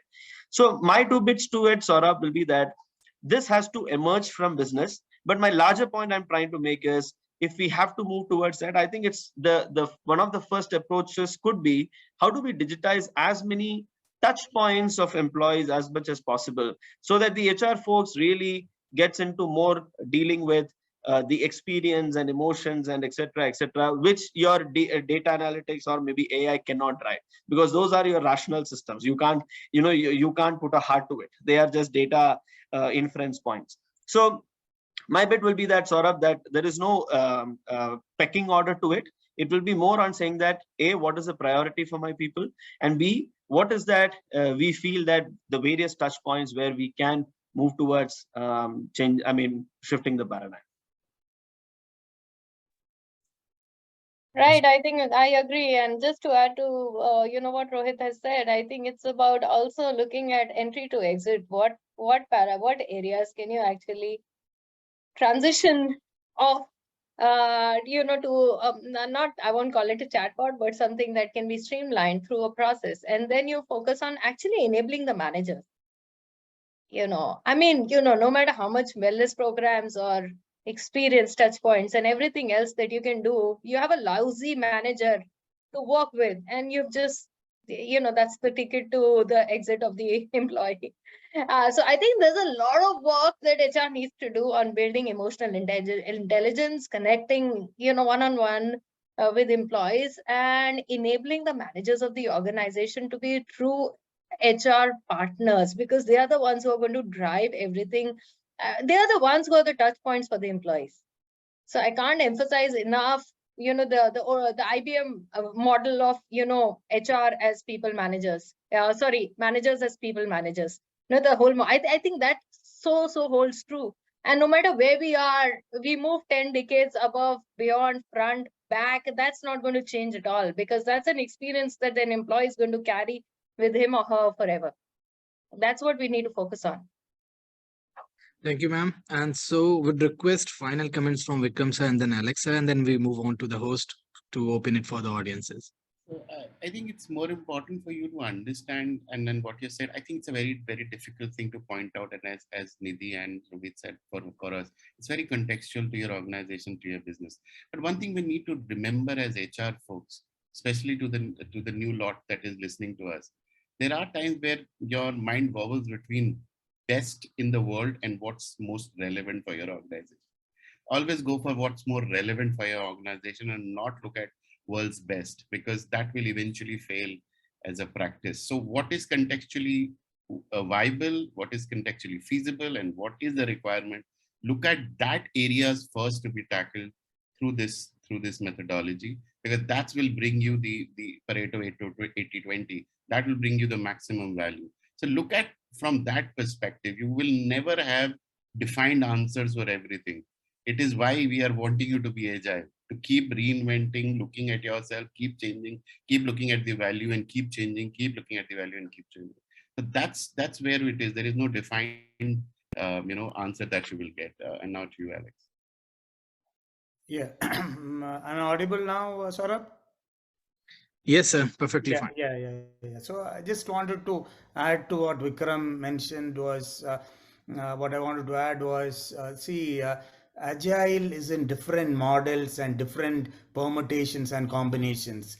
We need to look at our industry, function, technology, culture, cost, and various kinds of optimization before we decide what can be agilized or not. I'm just using a new word, agilized. So like certain functions, it is difficult to bring that into an agile mode beyond a certain level. Like for example, accounting. If we go very creative, then it will be like Satyam Computers. Or somebody who's holding the nuclear button. Oh, I want to have agile process there. I will just try something iterative that could mean the end of the planet. Or a heart surgeon. He cannot, I want to see whether left auricle can be moved to right ventricle and vice versa. So even in HR, there are parts and pieces which are more amenable and not amenable, and we need to look at it. Like when I go into recruitment or hiring, because the most important part, because having the right people on board. GE makes sure now, earlier it was a very policy oriented company, GE. If you look at GE, like Nidhi mentioned, maybe policy and police are very close words. just like hospital and hospitality. Maybe that's why people have a bit of fear about policy. So, and right now, what do? They make sure that every hire is there should be a cross-functional team. It is only not HR and the hiring manager there. It should be a panel of people, and there should be a majority view. Unless if it's still gray, the hiring doesn't happen. And companies like Uber, like if you are going to be a driver in SFO and they have introduced something called a Uber Drive, and they will test you on various, what are the nearest, how do you drive to one part of SFO to another part? What will be your earnings? And that will make an informed decision for the driver to join Uber or a competing company. And when your aspirations are met and your expectations are equal to reality, there is no downside. You're totally happy, in a state of bliss. Or a company like PwC in their UK, I would request all of the students here to go and look how they have used metaverse in one of their hiring platform called Virtual Park, PwC UK, PricewaterhouseCoopers. They even have, you just feel you are already working in PwC. They have avatars. They have people. You can even instead of being interviewed, you can interview a VP in PwC if you want to make an informed decision through the Virtual Park portal.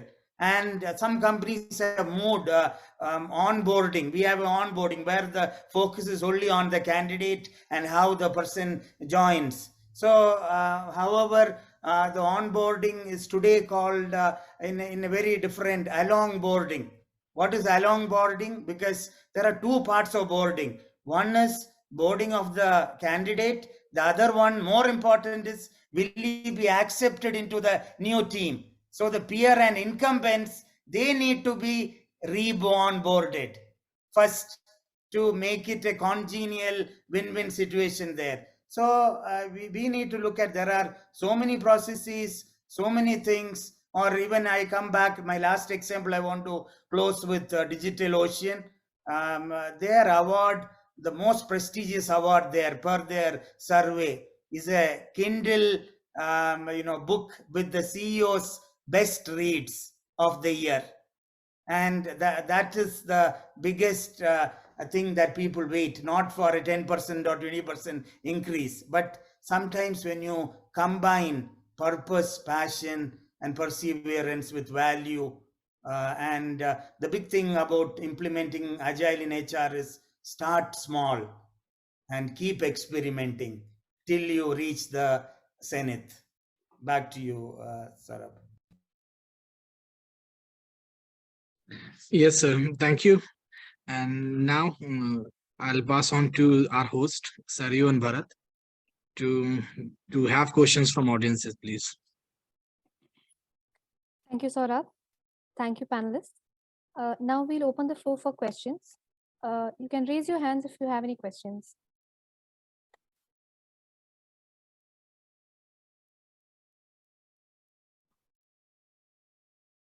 Okay.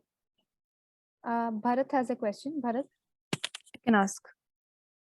I want to ask my question to Alex, sir. Sir, I'm thoroughly enjoying your metaphors, wordplays, and references. Each one is on point. And is my voice agile, sir?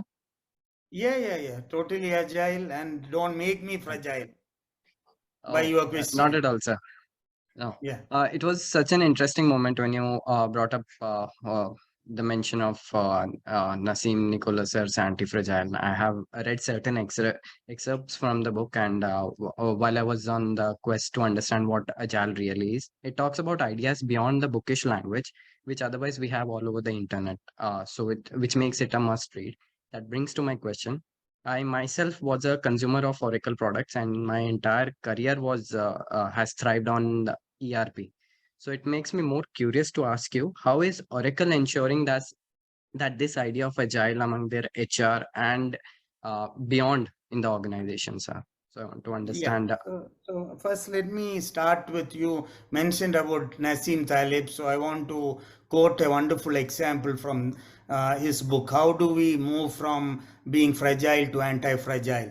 There is the highest flying bird on the planet is called the bar-headed goose.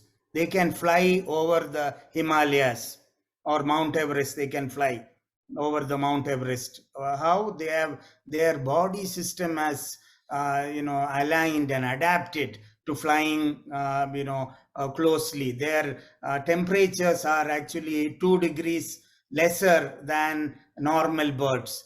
Their flapping of the wings is much faster. They take the leader, like you have seen the cranes and swans when they fly in a V formation. How do they fly? So all those factors make them the only bird species which can fly at such altitude, and they do a wonderful. So he quotes about that example, and can we all become that bar-headed goose?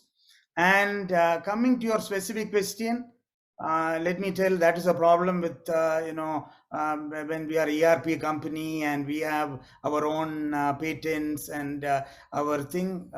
My authorization is to speak about the industry and my personal views, not the company. So I will talk about the industry in general, which may include Oracle aspect also. So some of the things that will apply to any company today in the disruptive world, if you they tell, if you do not disrupt, be ready to get disrupted, and the choice is yours. So I'll just give you 8 or 10 parameters which works for every company if you want to be successful, and if you don't want to be a Kodak, Motorola, or a BlackBerry, and we all prefer strawberries. So so coming back to that, it all starts with purpose, vision, values. That is the bedrock. If you want to win in the market, this is the bedrock. Other following anti-values may bring you victory for some time, but long term, you know what happened to Enron or what happened to the Uber CEO. So it all starts there. Then, like Rohit mentioned about hiring, hire the best. I would always tell people, hire people who are better than you, who give you sleepless nights, who are ready to, who are not that hippo kind, who will sit there and be aligned to you. So hiring the right people on board.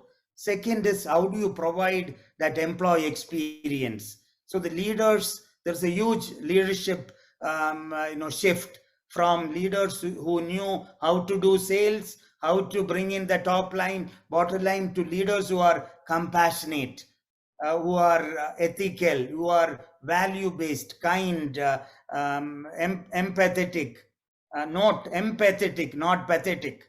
So those are important skills, the soft skills. If you want to read more, you can go into Josh Bersin. He talks about the 20 superpower skills. You can talk, those are the, and we, most of us in the industry imbibe and try to align our leaders to these soft skills or the power skills. And then, have strong commitment to performance, metrics, goal management, talent management, career conversations with people. What do they want to know? And have different approaches. Like I talked about hyper specialization. If I have 10 people, can I be 10 different Alex on the board, not one single person? So somebody who loves tennis, I talk about Federer and how his last match, the Hogman Cup was, or Rod Laver Cup was.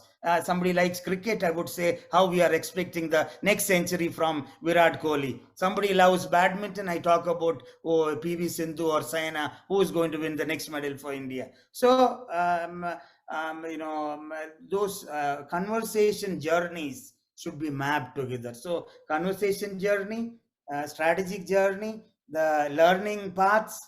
So all those put together, can you provide that employee experience? And besides that, laser sharp focus on your execution quotient. Are there any gaps? And if there are gaps, and we encourage leaders to be following the say-do concept. It's called the TWA principle: thoughts, words, action. Can you align all that, and all should be in concentric circles enveloping each other? Many times what happens is a manager thinks differently. He says something else and does a third thing.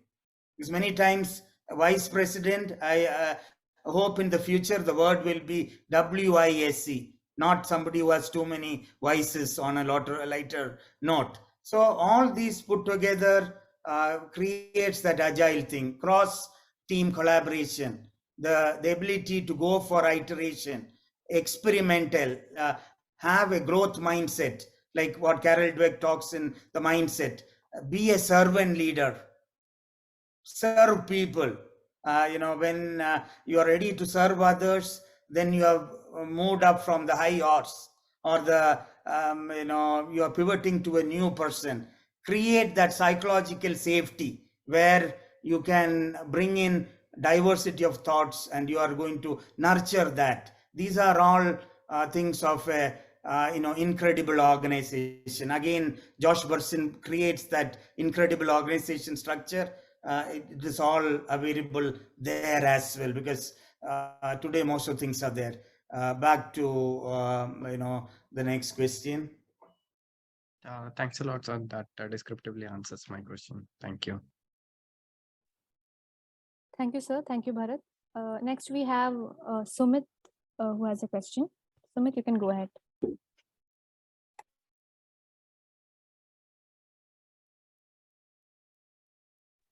Sumit? Yeah.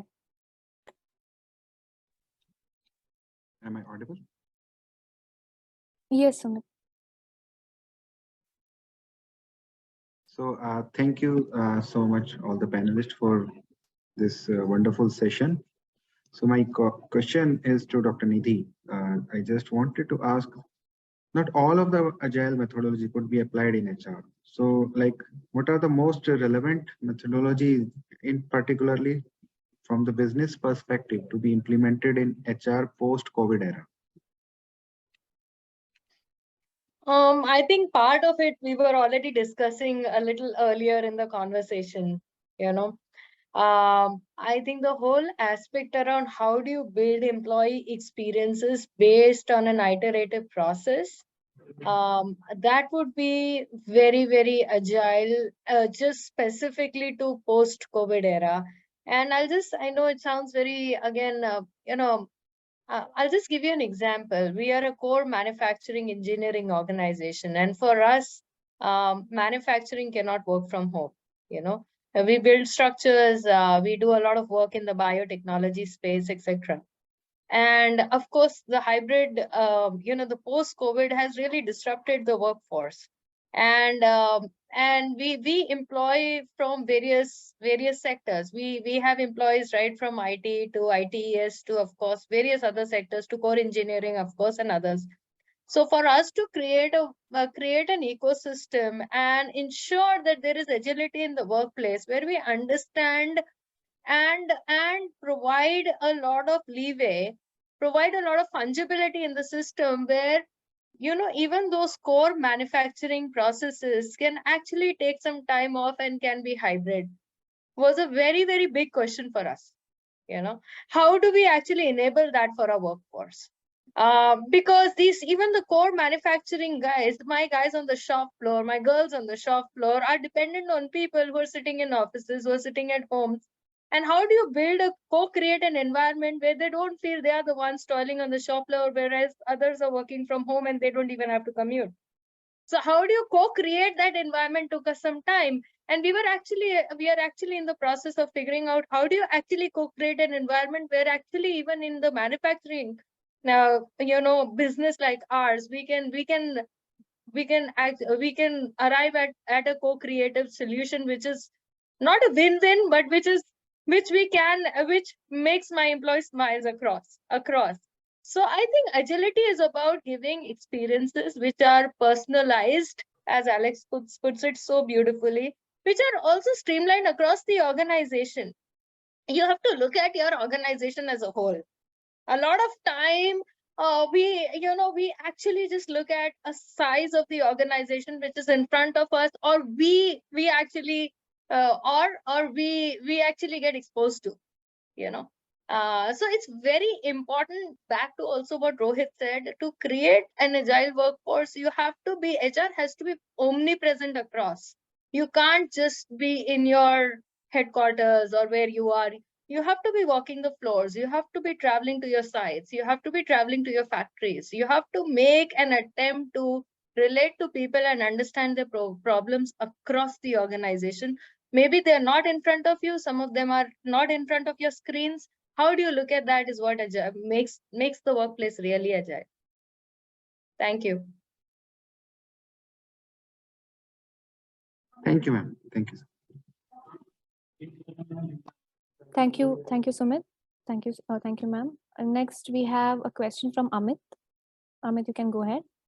Yeah. Good evening, everyone. Thank you, everyone, for providing this wonderful insights. So my question is to Vikram, sir. Sir, can the shortage of talent be fulfilled through the right technology and data? And if yes, how far it is possible?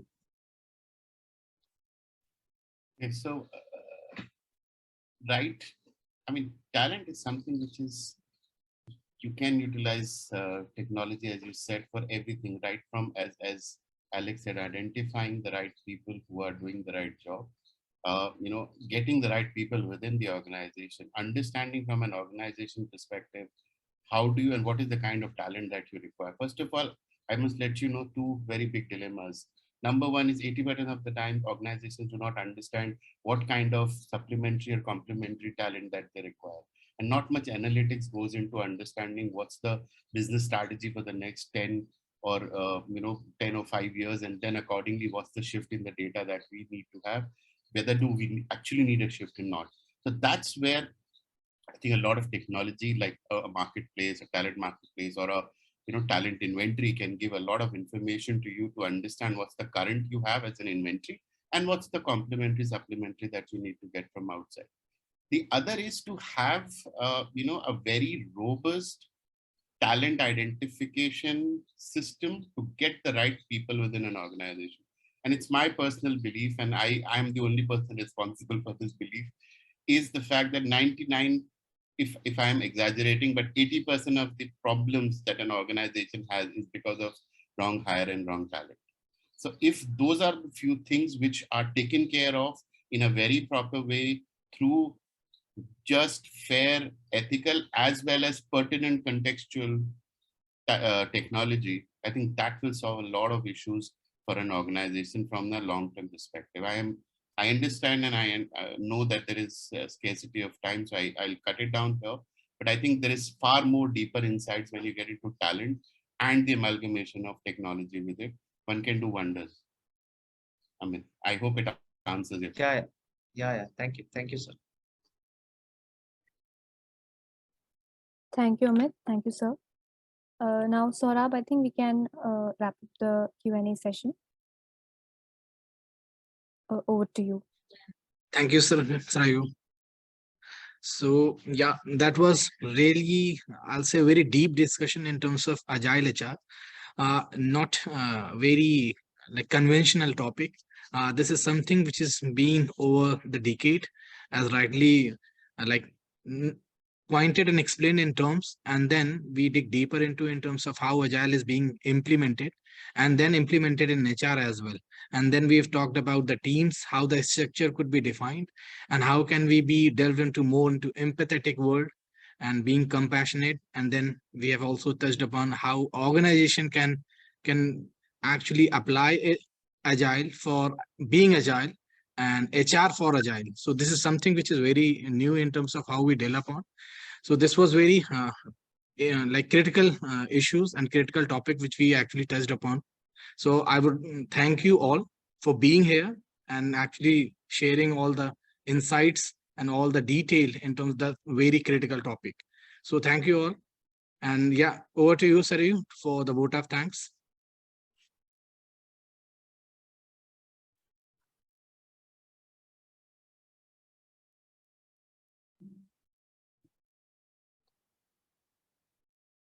Sorry, Bharat. Hi, Saurabh. Sumit will be speaking next. Okay.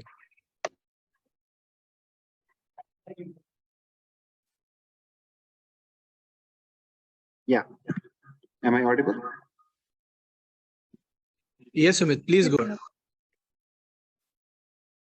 So before we end this marvelous day second of the KRONOS event, the CHRO Conclave of XLRI Jamshedpur, I, Sumit Mungal, on behalf of XLRI PGDM GM Conclave Committee, would like to propose a vote of thanks on this occasion. With a lot of gratitude and regard for our eminent panelists, moderators, and participants for sparing their precious time for us and illuminating us with their commendable talk on Workplace 4.0, creating today for tomorrow, and making it this year's KRONOS a huge success. A big thank you to all the participants who accompanied us throughout this event for making the event memorable. I would like to extend my sincere gratitude to all for explaining such intricate concepts with a lucid explanation. I firmly believe that our audience would now leave these conclave with some concrete learnings. We owe you a lot for making this event the embodiment of knowledge. Really, we are very highly obliged. In closing, I want to thank all the participants and everyone else here for taking the time to be with us today and helping us make the event a great success. We wish to see you all next year. Thank you all.